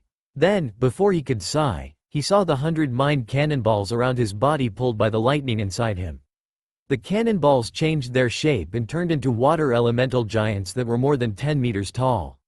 They were quite different from the water elemental warriors that Watson had summoned. They were not only larger, but their hands did not carry a shield nor a long spear. Instead, they held 1 cannonball in each hand. Gold tier spell, humanoid Auto-Mind Giant. Effect. Based on the amount of magic, you can summon an unlimited number of mind giants. Each mind giant has the ability to fire mind cannonballs, and its power is equivalent to a silver tier spell. Additional effect. When each mind giant dissipates or takes fatal damage, it will self-destruct. The damage is equivalent to 100 mind cannonballs exploding at the same time. How is this a mind giant? It's a self-destructive soldier. Watson sighed before he thought of something. Then, he shouted, "Oh, no. Second sister, get everyone back to Black Moon Castle. Then get the Black Moon Knights to evacuate all the workers who are working outside and stay far away from here." The mind giants would self-detonate when they dissipated. Watson's strength was depleted, so he could only sustain those mind giants for half an hour. If each mind giant's explosion was equivalent to 100 mines, and there were 100 mind giants, it meant that the blast would be equivalent to 1,000 mines. That power was enough to raise everything in sight to the ground. I got it. Nindy felt a new sense of fear when she saw the 10-meter-tall giants. She could understand Watson's panic, so she brought the mages back to the castle and told everyone to hide in their rooms. She also told the Black Moon Knights to evacuate the people in the castle with them. They went about 1 kilometer away from the castle. The Black Moon Knights and thousands of workers looked at the castle from afar. Many of them wondered why they had to leave so suddenly. They were still repairing the castle. They thought that if they worked hard, they would be able to fix half of the gate that day. At that very moment, boom! It was as if thousands of thunder had rumbled at the same time as a huge mushroom cloud appeared in the center of Black Moon Castle. It released water vapor that spewed in all directions. The surrounding walls around Black Moon Castle collapsed, and the entire castle sank about 3 centimeters into the ground as bronze-tier dark jade stone walls cracked. The circular wind spread in all directions as it blew a layer of the earth off. It also almost blew into the people who were about 1 kilometer away. There were no clouds in the sky, but it rained within a radius of dozens of kilometers. Chapter 84. Rebuilding Black Moon Castle. Watson, next time you cast a spell, can you find a place with no one around? I think the Misty Forest is not a bad choice. Black Moon Castle has only just been established. Are you going to demolish it again? Half an hour later, Watson stood at the castle gate as he endured his father, Edward's complaints. I'm sorry, father. It's my fault. He put his hands on his stomach, his face was red. He could not defend himself. He did not expect the fused gold tier magic would be so powerful. He had felt the same when he saw Fulson cast the Silver Serpent on the Raging Sea, a gold tier spell. It seemed like Fulson only had half a gold tier scroll, so it was not as powerful. Its real force was more terrible than he had imagined. He had planned to use the fused magic to frighten the mages in Black Moon Castle. He would stop before the spell could do any damage. He thought he could use the source of chaotic elemental magic in his body to absorb it. However, the humanoid Automind Giant spell came with a self-destructive element. The source of chaotic elemental magic in his body might not be able to withstand the enormous explosion if he were to absorb it forcefully. It might even be damaged. According to the legend, there were a dozen sources of magic in the world, but there were only 6 left, excluding the chaotic elements. It meant that the sources were not omnipotent, and high-intensity vibration could destroy them. Watson also had to remember that he could not let the source accept everything, and he knew that it would be difficult to absorb platinum-tier spells. He also warned himself that he would not use that particular gold-tier spell unless it was absolutely necessary. Firstly, the magical elements in his body were not enough to cast gold-tier spells. Its improvement could only be achieved through accumulation over time. Secondly, the spell's destructive power was too strong. Furthermore, it would not differentiate between friend and foe. If he were to cast it on the battlefield, the spell would kill his allies as well. No wonder there are so few high-level elites, and there are only a handful of platinum-tier professionals. The only diamond-tier elite in the kingdom is the Sword Saint. Perhaps it's because we need to train for a long period before we can command any destructive power and not destroy anyone else. As expected, I'm still far from becoming a true expert. Due to his fusion system, Watson had not been afraid of anyone. He was proud and arrogant. At that moment, he re-examined himself and dispelled that thought. Watson, what did you say? Hey, are you in a daze? Why aren't you saying anything? Watson was in deep thoughts when he realized that his father, Edward, had waved his hand in front of him. Father, I said I was wrong. What did you say? Watson, I'm not saying that you should admit it when you've made a mistake. Why do you look so relaxed? Do you not take my words seriously? I know that you're competent now. You're a gold-tier warrior and a silver-tier mage at such a young age. Oh, no, you're a gold-tier mage now. But you can't be arrogant and complacent. You're even a little worse than my father when I was young. Edward scratched his ears and spoke loudly as if he could not hear anything. Watson had a strange look on his face. Was the vibration too strong and damaged his father's ears? His father was not an intelligent man, and it seemed like he had become deaf as well. What should he do? It was too pitiful for his mother to have such a husband. Should he try to fuse some medicine and treat his father's ears? Black Moon Castle had accumulated a large number of medicinal ingredients from the other manor's assets. Therefore, it would not be difficult to fuse some medicine to treat his father's ears. Edward, I told you to go out and have a look at what happened. What are you doing? At that moment, Watson's mother, Catherine, appeared. His eldest brother, Vicent, and his 7th sister, Scarlet, also rushed out of the castle.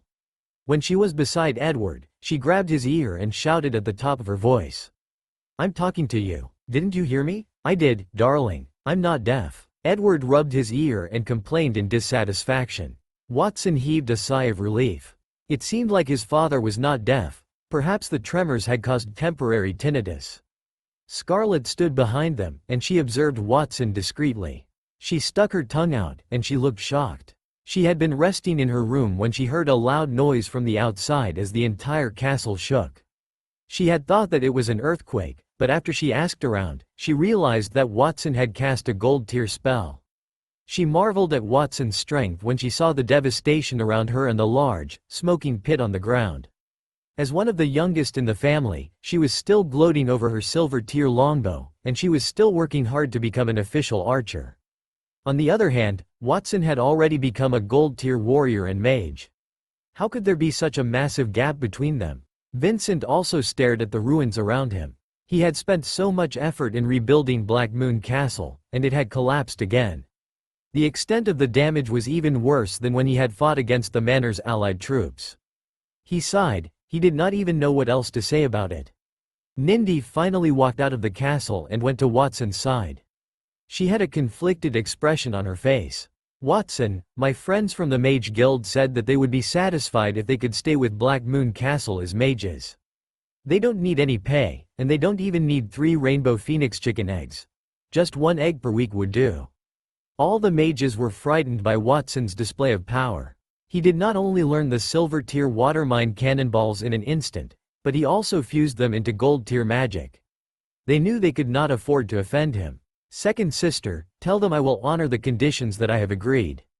As long as they work hard, I won't mistreat them." Watson smiled. Even though he had gone a little too far, the result was good. He had managed to intimidate those mages.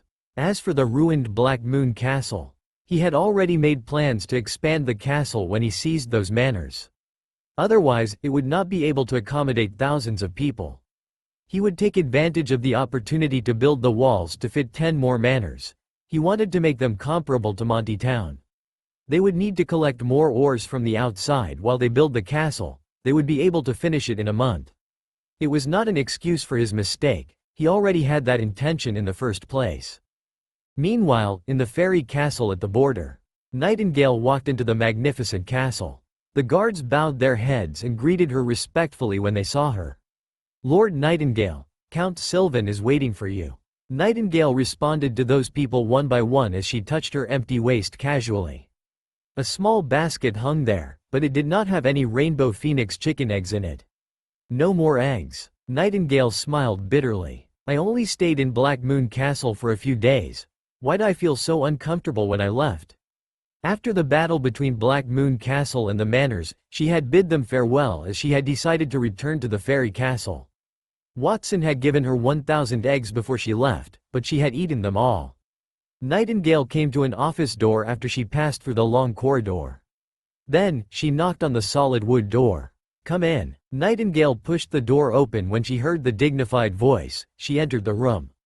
She did not look at the gorgeous figure who sat behind the desk. His face was toward her. Nightingale knelt on the ground and said, "Count Sylvan, I'm back. It seems that the test in Black Moon Castle has ended. So tell me, what do you think?" "Lord Sylvan." Nightingale hesitated for a moment before she said, "I think we should send people to Black Moon Castle to recruit young Master Watson. We also should make up for the losses that they had suffered in this battle. I have guaranteed that there will be no more tests in the future." "Nightingale, you rarely speak so highly of a place. Did you exaggerate?" "Yes, Lord Sylvan. I think Black Moon Castle is worth it." Chapter 85. Zeke and Zenoa's return. Sylvan was sitting on a chair as he turned his body around slowly. His amethyst-like pupils observed Nightingale. Before Nightingale returned, a spy had informed him of the battle between Black Moon Castle and the manor owners. He also knew that an elder from the Mage Guild had been killed in the fight, and Watson had seized all of the manors. Black Moon Castle became a behemoth that occupied manors from their surrounding area as a result of that battle. He had also heard about what Nightingale had done in Black Moon Castle. "Nightingale, you've been living very comfortably these days. 100 rainbow phoenix chicken eggs each day to train the Black Moon Castle guards. Sylvan smiled. Nightingale, who was kneeling on the ground, trembled. The fairy castle had a comprehensive intelligence network that spanned all over the border. Sylvan had sent Nightingale to Black Moon Castle to gather information, but that barely scratched the surface. He had also arranged for his network to focus on details around the castle.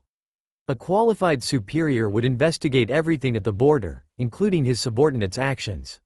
Sylvan was a cautious person, so he had to ensure that everything was under his control. With a dignified expression, he said, "Nightingale, don't forget you are Count Sylvan. I will never forget that. You were the one who saved me from the small village 10 years ago. My life belongs to you, and I will never think otherwise." Nightingale answered respectfully as a flash of fire flashed across her eyes. She recalled her first meeting with Lord Sylvan. It was during a winter 10 years ago. Several magical beasts had escaped the misty forest, and one of them, a powerful silver-tier beast, had run into her village and damaged the village. After that, a group of raiders had robbed them. It was winter, and those magical beasts had attacked several villages nearby. If they wanted to survive the harsh weather, those villagers could only choose to invade other villages nearby. She would never forget that day. She had seen how the bad men had killed her parents while she hid in the water tank. She saw how the strong men in the village fell one by one, and the women and children were abused cruelly until Sylvan descended and rescued her from that nightmare. She had worked hard on her cultivation for so many years to become a shadow guard. When she was the commander, the first thing she did was kill more than half of the evil men who ransacked her village, and she had been hunting the remaining ones since then. She also hated the silver-tier magical beast that had caused so much trouble to her town. The beast was called Silver Moon Wolf, and she had wanted to get rid of it. However, she had not seen the magical beast again for 10 years. Hatred was the source of her strength, and Sylvan was the person who had given her that weapon. "Count Sylvan, I recommend that you show some goodwill to Black Moon Castle for the sake of Fairy Castle. Watson is only 10 years old, but he is already a gold-tier warrior. Furthermore, he had mastered some kind of magical power called fusion magic.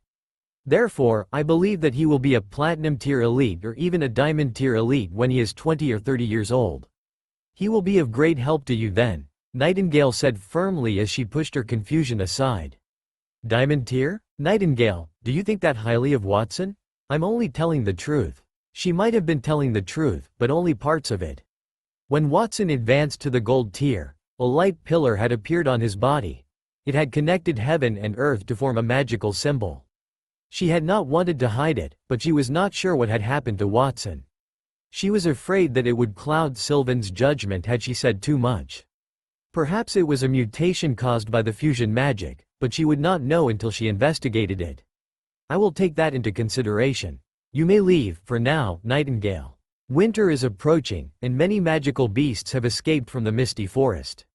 As the commander of the Shadow Guards, you must take precautions." Sylvan waved his hand. Nightingale looked as if she wanted to say something else, but she decided not to say anything after a moment of hesitation. Instead, she stood up respectfully and took her leave. "Yes, Count Sylvan, I shall take my leave now." After Nightingale left the office, Sylvan turned his chair and looked at the gloomy sky outside the window quietly. "It will snow soon. If this had happened a few years before this, I would be interested in taking Black Moon Castle to strengthen my place at the border.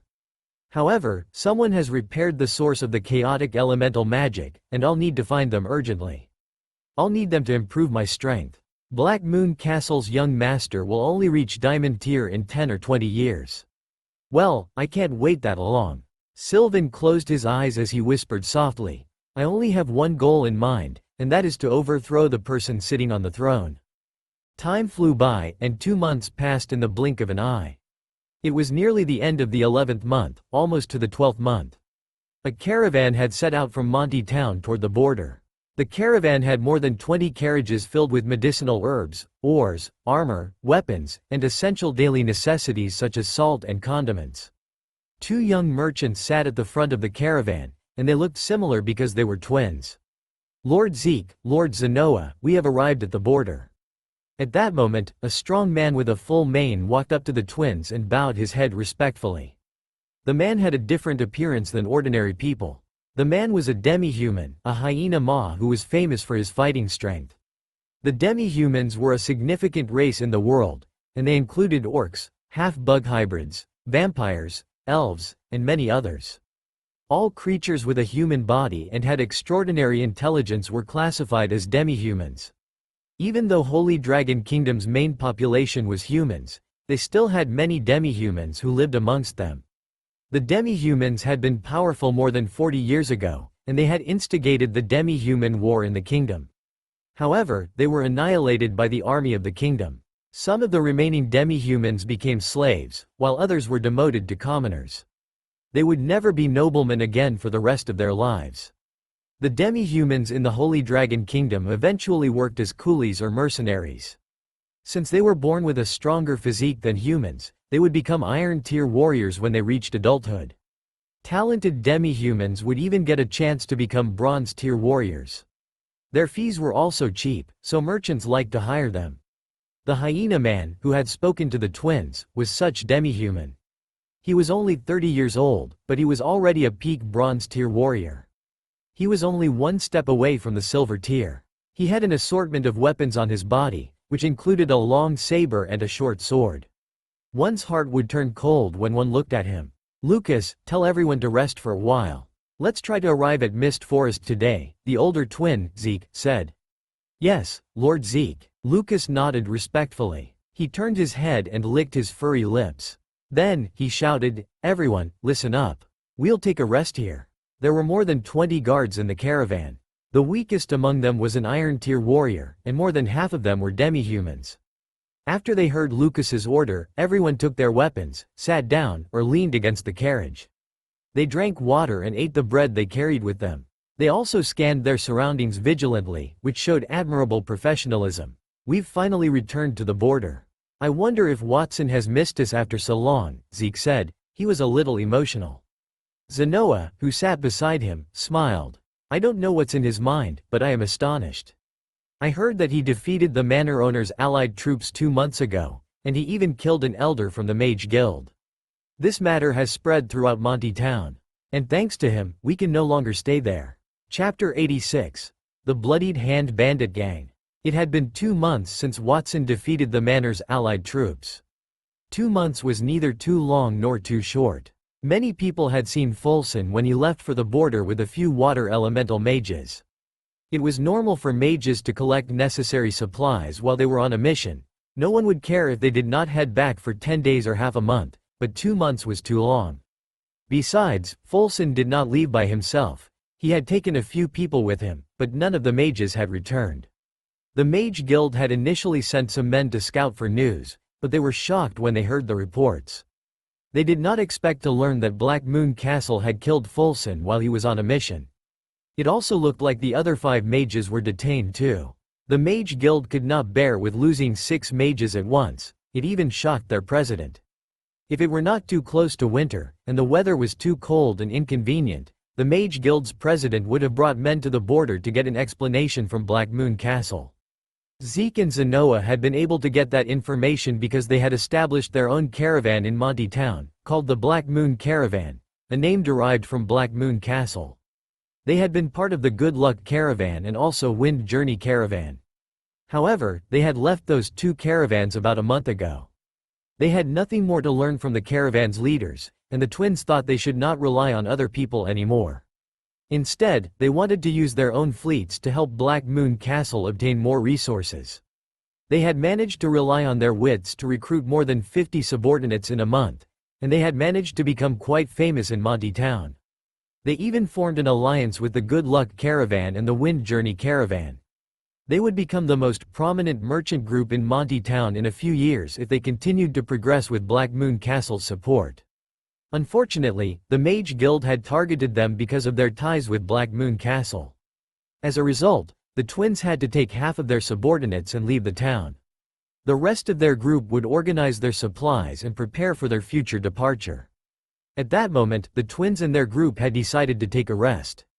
Then, suddenly, they heard horses from a distance. Bang, bang, the earth shook as the horses' hooves struck the ground. "Something terrible has happened, Lord Zeke. Bandits." Those men seemed to belong to a famous bandit gang at the border, the Bloodied Hand Bandit Gang. A guard had run to Zeke with cold sweat all over his head. The bloodied hand bandit gang? Zeke's expression changed when he heard that. At the border, a large number of magical beasts would leave the misty forest in search of food during the winter. Many people would take advantage of the chaos to kill and plunder. Those people were called bandits, and the bloodied hand bandit gang was quite well known. They had more than 100 people, which included warriors, archers, mages, and priests. The division of labor was clear, and they had no less than 10 men at the bronze tier. Since it was winter, the fairy castle had to work hard to deal with magical beasts, so they could not deal with the bandits. That was why those bandits would appear at that time. Most merchants would not trade unless it was absolutely necessary. Zeke did not expect his luck would be so bad. They had met a bandit gang not long after they had left Monty Town. While he thought about that, the bloodied hand bandit gang was already 1 kilometer away. They wore blood-red capes with a ferocious iron handprint engraved on them. They were excited, and they were shouting. The leader of the bloodied hand bandit gang was named Sparrow, and he was a silver-tier warrior, and he was also part of a mercenary group. He did not want to follow another person's command, so he killed the leader of that mercenary group and turned them into a bandit gang. He had a nickname, Bloody Sunset, because he was vicious and cruel. People said that those who saw him were akin to seeing the last sunset of their lives. They would not live to see the next day. People from the caravan in front, release your goods obediently, and I will spare your lives. Otherwise, be prepared to die. At that moment, the leader of that bandit group rode his horse to the front. He looked vicious and ferocious, and he had 2 scimitars at his waist. Quick, get them up. Let's go quickly. Zeke scanned his surroundings, and then he realized that they were in a forest. There was only one winding dirt path in the woods, but it was not the main road that led Monty Town to the border. Instead, he had chosen that path on purpose because he wanted to avoid the Mage Guild. They were more than a day's distance from Monty Town and half a day's distance from Black Moon Castle. They were in the middle of nowhere. If they were attacked there, they could not even seek help from others. Lord Zeke, what about our goods? Leave them. Money is precious, but our lives are more important. The guards moved away from their goods when they heard what Zeke said. They only escorted the twins' carriage and sped toward Black Moon Castle. A moment later, the members of the bloodied hand bandit gang arrived in front of the carriages. Boss, these guys are rich. I'm not sorry I kept an eye on them when I was in Monty Town. The things in these carriages are worth at least tens of thousands of gold coins. A lackey in a blood-red square scarf used a knife to open the cowhide that covered the goods in each carriage. He licked his lips excitedly when he saw the things inside. Another man looked at their leader and said, "Boss, do we still need to chase them?" "Why not?" Sparrow's gaze was bloodthirsty as he licked his thick lips. "No one has ever survived after they saw me.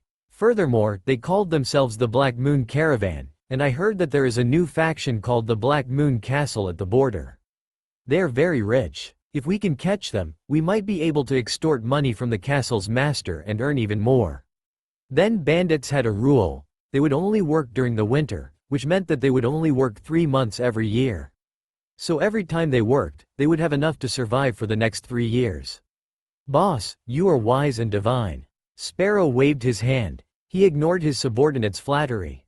"Get half of our men to guard these goods. The rest of you, follow me." At that moment, a team of more than 100 people split into groups of 50 men, and one of the groups followed Sparrow and charged forward. An hour later, Zeke, Zenoa, and their guards looked desperate when they realized that the bandits had gotten much closer to them. Some of their men suggested some of them stay behind to intercept the bandits so that the twins could have enough time to escape. The twins had treated them well. They were willing to pay them twice the market rate. They would also give them the defective goods which they could have sold. That was why they were willing to sacrifice their lives for their bosses. "It won't work. Look," Lucas, the captain of the group, said in a muffled voice. His eyes had traces of fear and despair. The group looked in the direction he pointed, and they saw a stretch of black wall nearby.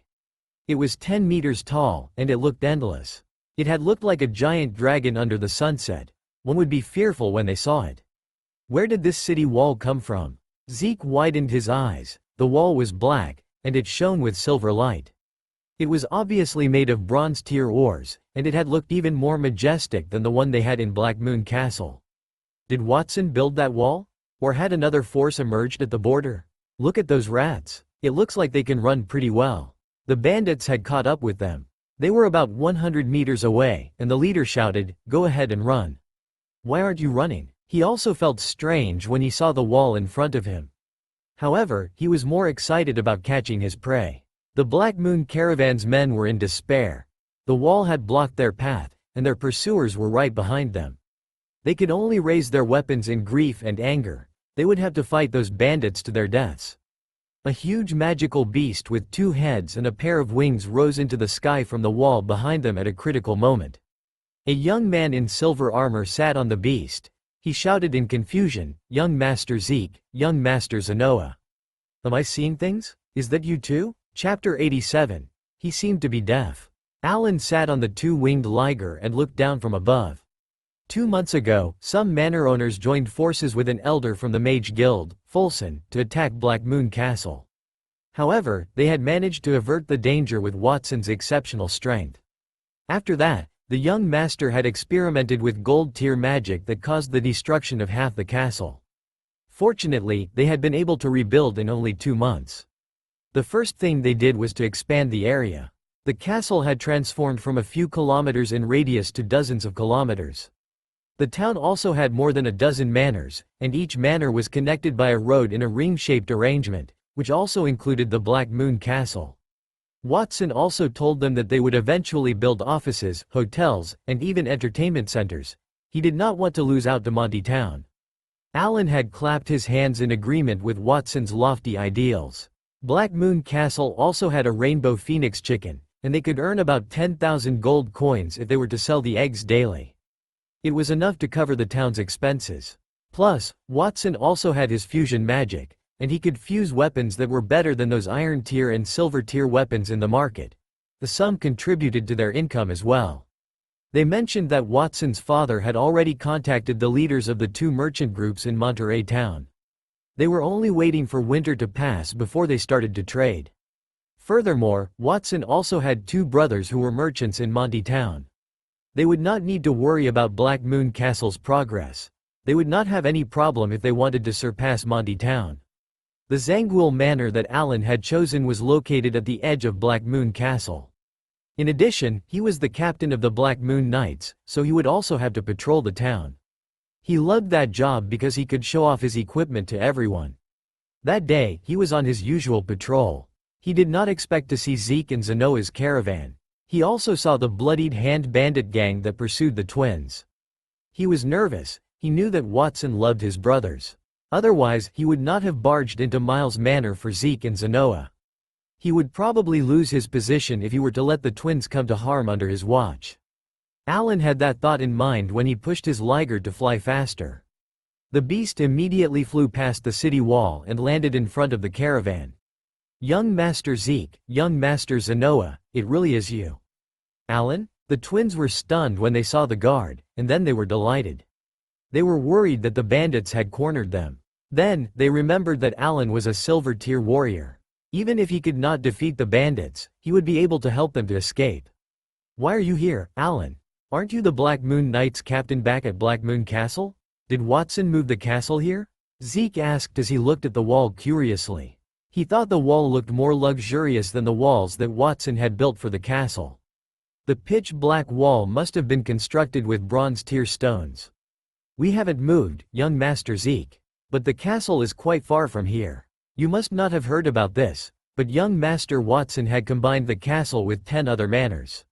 I am currently staying at the Zangwill Manor, but it is now called the Allen Manor.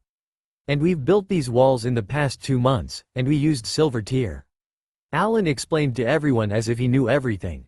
Before he could finish his sentence, someone interrupted him. "Silver tier materials? Are you serious? Such a magnificent wall. If it's really made of silver tier materials, how much is it worth?" The people who spoke were guards who came with the twins.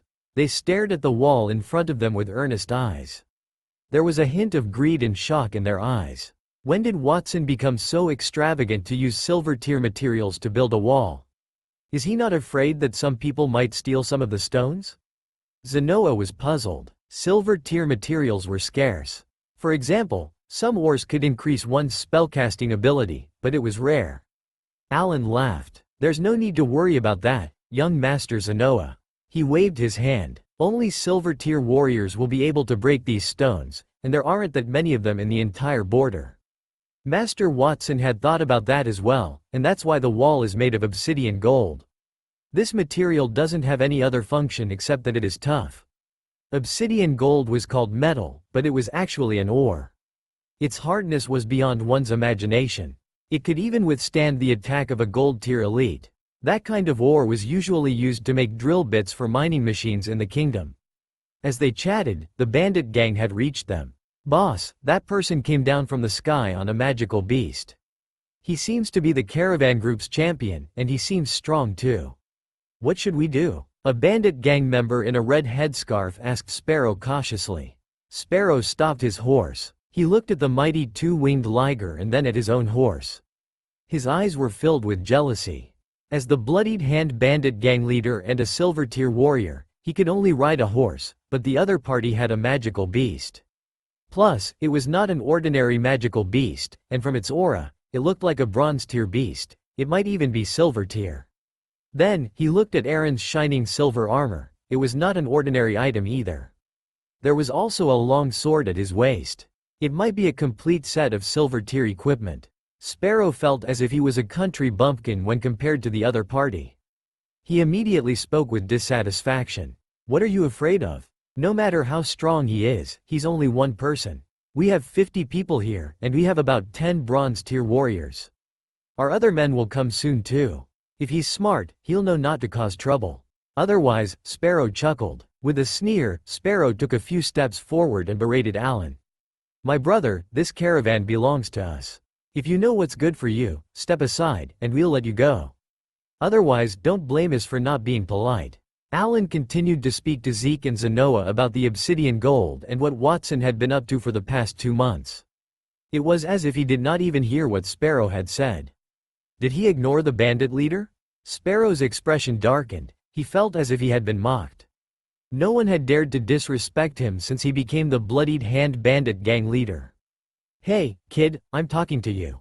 Are you deaf?" "Boss, this guy seems to be deaf." When Alan did not respond to him, the other bandits gathered their courage and winked at their boss. Zeke's subordinate, Lucas, looked backward with a worried expression. "Young masters, the bandits are shouting at us. I think they are angry from shame. Why don't you guys leave first? I'll cover you." Zeke also reacted. He was so shocked by Black Moon Castle's changes that he almost forgot that they were still in danger. He immediately shouted, "Alan, take everyone and leave." "You want to leave? Dream on." Sparrow sneered when he realized that his opponents had finally noticed him. He took a blood-red glove covered with barbs from his waist. That was his bronze-tier weapon, Blood Bramble. Those hit by the glove would bleed to their death. They had underestimated him, and he wanted them to pay for that. Chapter 88. Defeated in one move. "You lot, raise your bows and arrows. Don't let his beast fly into the air, but don't kill it. I want it alive." Sparrow issued an order to his subordinates after he put on his gloves. He did not become the bandits' leader because of his brain. He had a pretty good brain too. The man in front of him was a silver-tier elite, and he did not seem to mind about Sparrow. Perhaps the man had a trump card. "Yes, boss." A few bandit archers raised their longbows. They drew their bows and knocked their arrows. The iron arrowheads sparkled under the sunlight. "You guys go ahead and test them out. The rest of you can surround them. Don't let them escape in any direction." Sparrow gave a few more orders before his men moved out. More than half of them ran behind Zeke and the others. They raised their swords and sabers as their eyes sparkled with a bloodthirsty light. They looked like wolves that had been hungry for 3 days. The 5 bronze-tier warriors with slightly stronger abilities would face Alan head-on. Sparrow smiled. He felt slightly relieved when he saw the scene. They would still have the strength to fight even if they had to face a gold-tier warrior. "Can't you see that I'm talking to young masters Zeke and Zenoa? Do you know that it's very impolite to interrupt other people's conversations? Oh, right, I almost forgot that you're a bandit. So you won't know what etiquette is at all." Alan turned his head and glanced at Sparrow with a dissatisfied expression. Alan knew that he had to please those 2 young masters if he wanted a better life in Black Moon Castle. He had many flattering words for the twins, and it was the bandit's fault that he did not have the time to say them. Is this guy an idiot? The other party is a silver tier warrior. Why is he still behaving so leisurely? The caravan guards, including Lucas, looked at Alan with disappointment in their eyes. They thought they would have a chance to escape when they saw that someone was there to help them. However, that person had seemed so unreliable. Zeke and Zenoa were also anxious. They thought Alan had talked to them because he wanted to stall for time to wait for reinforcements. However, when they looked around, they realized that there were no reinforcements at all. There was only Alan, a guard from Black Moon Castle within several kilometers radius. Why would he waste so much time? He should have escaped earlier. Just as everyone was worried, the 5 bronze-tier bandits had already arrived in front of Alan. The long knives in their hands were covered with a thick combat aura of various colors, and they were saying arrogant words. Well, you seem to be quite strong, but I didn't expect you to be a fool. Just stay here obediently. After I kill you, your equipment will be ours. Do it. The boss said not to leave anyone alive. As they shouted, the 5 bronze-tier bandits moved toward Alan. They raised the knives in their hands and swung them down with a force that could shatter large rocks. Alan stood there in a daze as he faced their attack. He seemed to have been scared senseless.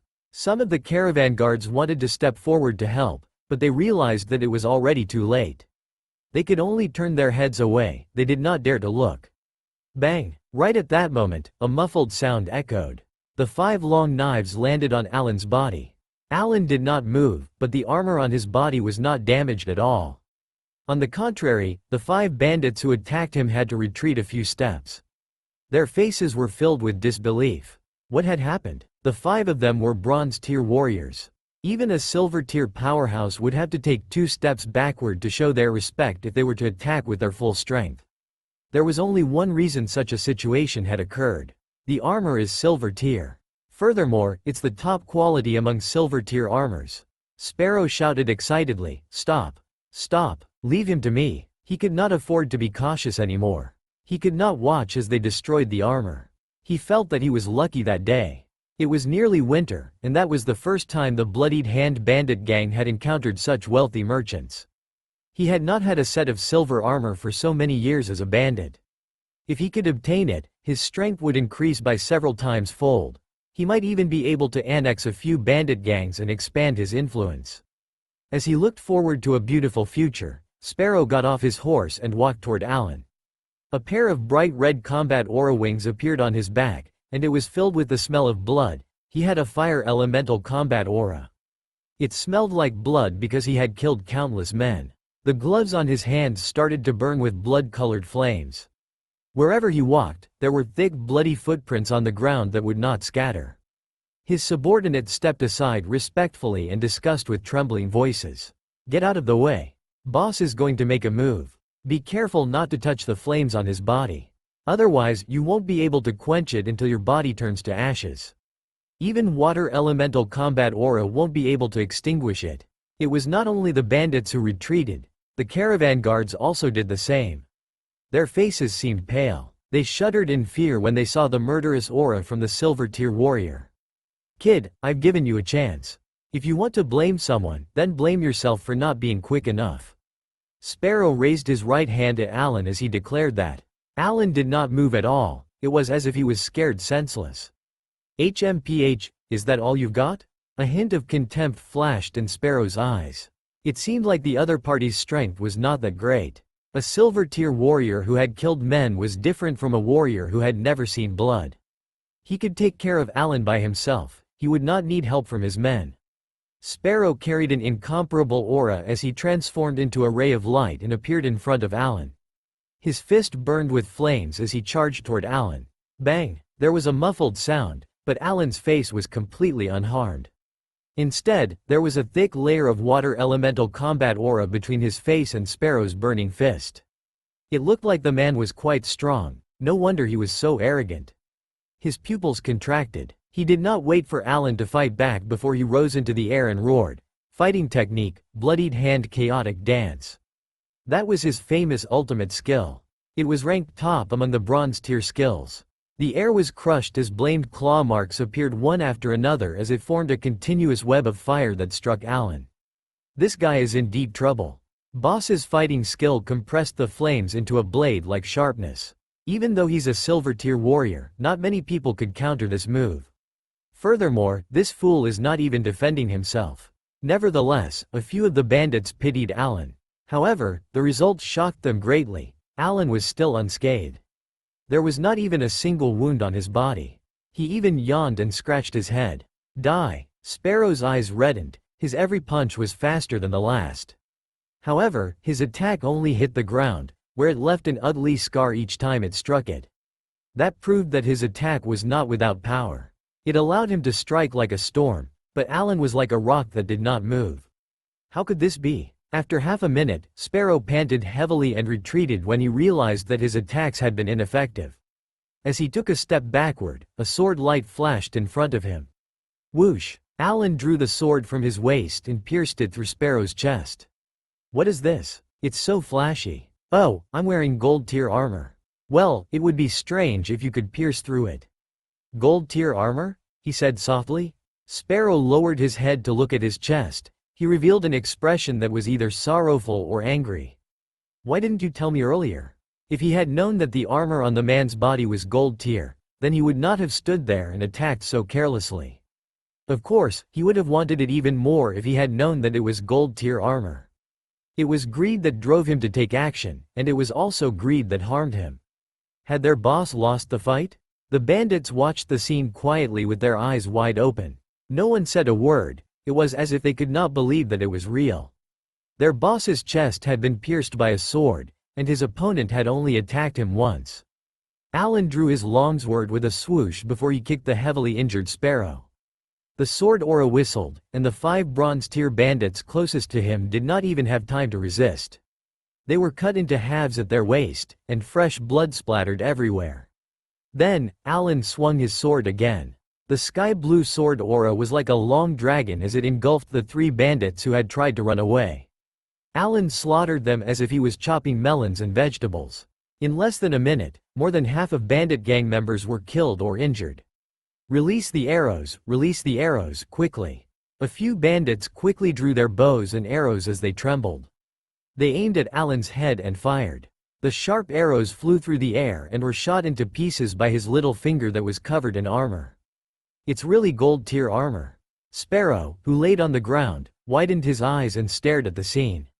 Finally, he spat out one last sentence before his head tilted and darkness engulfed him. 5 minutes later, the whole place was silent. Everyone looked at Alan, who was standing in a pool of blood. They did not know what to say. He had killed more than 50 bandits in only a few minutes. He even killed the bandit leader, Sparrow, in only one move. It seemed like Alan was rich and powerful. The man had a proud look on his face as his combat aura surged. He looked around with his long sword. He looked like a god who had descended from heaven. Alan, we're sorry to have troubled you. Zeke was the first person to react. He resisted the urge to vomit as he walked over the broken limbs on the ground and patted Alan's shoulder. Not at all, not at all. Alan turned around and immediately put on a pleased expression. His strong warrior demeanor had vanished. Young Masters Zeke and Zenoa were the ones who encouraged me. Otherwise, I wouldn't have been able to finish the enemy so quickly. Your heroic bearings in the face of our enemies were deeply imprinted in my mind and guided me. Meeting both of you today is like seeing the sun, and my combat aura rose infinitely. Praise the sun, praise the 2 young masters. When the caravan guards witnessed that scene, the corners of their mouths twitched. They realized that not only was the person's strength beyond their imagination, but his shamelessness was also the same. Chapter 89. Silver tier equipment is trash. Several carriages drove through Black Moon Town. The caravan guard who was in charge of driving the carriages looked at Alan, who was in the first carriage, as he introduced Black Moon Castle's changes to Zeke and Zenoa. He remained silent. They should have felt very happy after they survived the calamity, but for some reason, they did not feel happy. Alan had wiped out all 50 members from the Bloody Hand bandit gang. He took the opportunity to take their weapons and even their clothes. He said, young Master Watson might be able to use it, especially this thorny glove. It's a bronze-tier weapon. That was not the end of it. After he seized the spoils of war, Alan inquired and learned that the goods that Zeke and the others had brought from Monty Town had been taken by the remaining bandits. After he asked for the location of the carriages, Alan left on his liger. He was ready to go deal with the remaining members from the bloodied hand bandit gang. When he returned half an hour later, the bandits had been wiped out. Only a few of the smarter ones, who saw that the situation was not right, had managed to escape. Who would have thought that the famous bloodied hand bandit gang would be wiped out by a Black Moon Castle guard that day? Other than the original goods, all the other items that the bandit gang seized had also been recovered. The items included weapons, armors, and a few thousand gold coins. If Zeke did not stop him, Alan even wanted to ambush the bandit gang's lair to see if he could remove the other members as well. Unfortunately, he could not figure out who they were. No wonder Lord Zeke and Lord Zenoa were so calm when they angered the Mage Guild. They said that they would not be afraid as long as they could return to Black Moon Castle. It turns out they have such powerful elites there. I wonder if it's the same with all the other guards? A guard at the back of the carriage whispered to his commander, Lucas, who sat beside him. Alan had taken their place on their initial carriage, which still smelled of blood. Lucas did not answer the question, but another person beside him said, "How is that possible? That Alan is a silver tier warrior. He was only that powerful because he had gold tier armor on him. Do you know how much that is worth? If Black Moon Castle equipped all their guards with similar weapons, they would be bankrupt." Alright, focus on your driving. Even though we have entered Black Moon Town, who knows if there are other dangers? Don't let your guard down. Lucas waved his hand. Yes, Captain Lucas. After he reprimanded his team members, Lucas took a look at the carriage that headed toward them. He was envious and excited. He thought that Zeke and Zenoa had treated the guards very well. That was why he had followed the twins wholeheartedly. However, it seemed like young Master Watson treated his subordinates even better. He had never even heard of gold tier equipment before that. Was generosity contagious? Did Lord Zeke's family have a generous personality? Suddenly, Lucas wanted to join Black Moon Castle.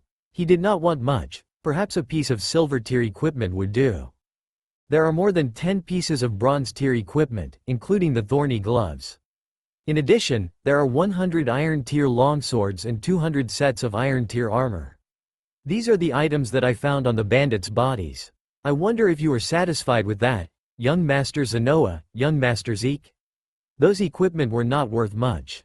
They were not as valuable as the contribution he had made when he saved the two young masters. He believed young Master Watson would definitely reward him handsomely. Zeke and Zenoa looked at each other and said, "Let's not talk about this for now." But, Alan, how did you become so strong? They remembered Alan was only a silver tier warrior 2 months before that, and he had only bronze tier equipment. That was his reward as the captain of the guards. The other guards did not have the same privilege. So how did he get gold tier equipment in such a short time? Had Black Moon Castle struck gold? They did not only build a silver tier wall that spanned dozens of kilometers, but they also changed their guards' equipment. Did they get their wealth from the defeated manors, or did Alan have some fortuitous encounter? As they enjoyed the scenery along the way, Zeke and Zenoa could see the manors surrounded by trees as maids went in and out of the buildings.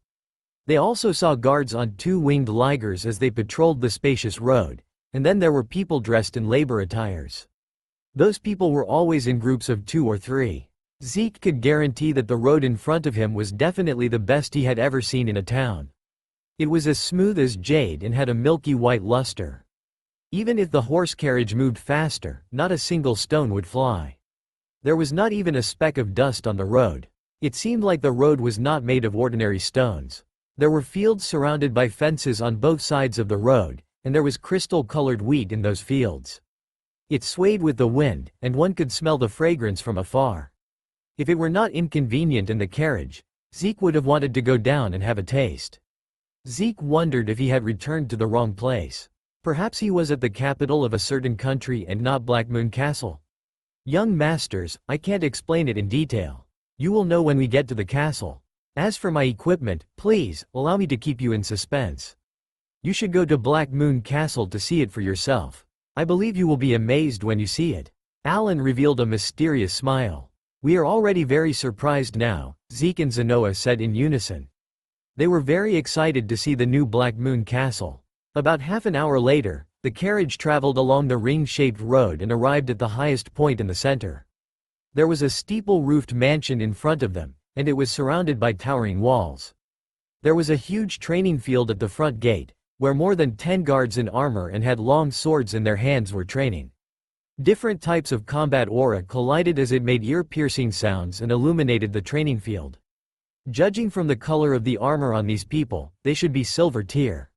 It seems that gold tier equipment is not common in the castle.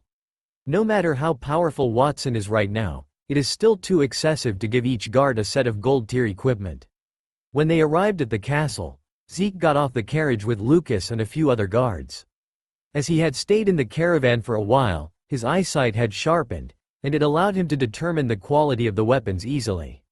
He looked at the armor on the Black Moon Knights and confirmed that they were only silver tier. When Lucas and the others heard his words, they also nodded as if they agreed with him. It was impossible for all the guards to have gold tier equipment. The great noblemen in the kingdom might be able to offer that, but they were at a remote place at the border. They would not have such luxury. It seemed that Alan was an exception. That was how the caravan guards comforted themselves. Even though it was equally surprising for all of them to be equipped with silver tier equipment, they would still be able to accept that. Alan smiled as if he could see through their thoughts. However, he did not say anything. He signaled for them to enter the castle. As they approached the training field, the voice of a Black Moon Knight reached their ears. "Move faster." Young Master Watson said that the last person in this month's training will be punished. They can't eat the Rainbow Phoenix chicken eggs. Use your strength. Even though we are all silver tier warriors, I am wearing silver tier armor. Don't be afraid to hurt me. It seemed like the guards were only using the silver tier armor for training. Lucas nodded slightly. He could train in that equipment and not have to worry about wear and tear. That made him want to join Black Moon Castle again. Then, he heard a caw-chaw sound before another Black Moon Knight shouted, "Damn it, my sword broke. I've only used it against the silver tier armor for half a day before it broke. It seems like the quality of this sword is quite bad. As expected, silver tier equipment is trash. Let me change to another sword before we start again. Broken, bad quality, trash, change to another sword." Those were the words that Lucas heard, and it made him dizzy and stunned. Chapter 90. The Fusion of Gold Tier Gloves. It was not only Lucas, but the rest of the men in the caravan, Zeke, and Zenoa were also stunned. If silver tier equipment was trash, what about those who did not even have any bronze tier equipment? Was their equipment worse than trash? Plus, why did those people say they were all silver warriors? How is that possible? There were not that many silver tier elites at the entire border, right? Did those guys brag because they saw us coming? Lucas could not help but mutter in his heart. He had heard that some noblemen would deliberately show off their best side when they had guests. Some of the poor noblemen would even borrow money to hold a banquet to regain their dignity. Lucas thought that it might be the same situation with Black Moon Castle. Then, he noticed that the guard who had said that silver tier weapons were trash had left the training field. A moment later, he returned with a box of weapons. The box was filled with long swords. There were at least dozens of them. They looked shiny and eye-catching. With Lucas's years of experience as a merchant's guard, he could tell at a glance that the long swords were all silver tier weapons. Then, he saw the guard stabbed another person with the silver tier longsword. However, his opponent managed to block that attack with his combat aura wings. Combat aura wings, the symbol of a silver tier warrior. There are also the silver tier longswords. Had they been telling the truth? Lucas was shocked. At that moment, he saw that the castle gate opened. A few people dressed as mages rode out on the two-winged ligers and flew into the sky. There were both male and female mages, and they looked excited as they were in a discussion. "Nindy, Brother Watson told me that I'm particularly talented in learning water elemental magic. As long as I keep eating a Rainbow Phoenix chicken egg every day, then I'll be able to learn gold tier magic in a few years to advance as a gold tier mage. He also told me that he would recruit new mages to form the Sky Magic Knights soon. When the time comes, I'll be the vice leader." The one who spoke was a girl with green hair. Her face had a youthful smile, but her riding skills were not very good. The two-winged liger flew unsteadily under her bottom. "Index, don't be happy just yet. The new mages will have to wait until after the winter. Before that, you'd better practice your riding skills. Otherwise, a person who can't fly freely will not be able to become the vice leader." A man with chestnut hair chimed in. He looked like the leader of the team. What can we do? She's afraid of heights. The mages rode their mounts and flew high into the sky. Soon, the sky exploded with a brilliant magical light show. It was even more glorious than the biggest fireworks in the kingdom. 1, 2, 5. A total of 5 mages. I can't believe that aside from the fully armed Silver Tier warriors, there are also Silver Tier mages in Black Moon Castle. One of the caravan guards raised his head to look at the sky as he said that. Everyone knew that mages were the profession that needed the most wealth. One mage's cost could support dozens of warriors of the same tier. Since they could afford to train so many Silver Tier mages, it was also no wonder why Black Moon Castle would also have so many Silver Tier warriors and equipment. Just when everyone thought that they had reached the end of their shock, the cry of a monster suddenly echoed from the sky above Black Moon Castle.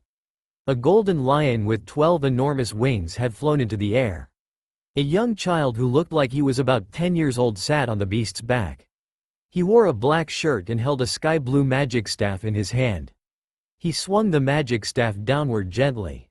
Suddenly, the magical elements in the sky became violent. A dark cloud had gathered in the clear sky as thick water columns fell from the clouds and assembled on the ground to form a tall water elemental giant.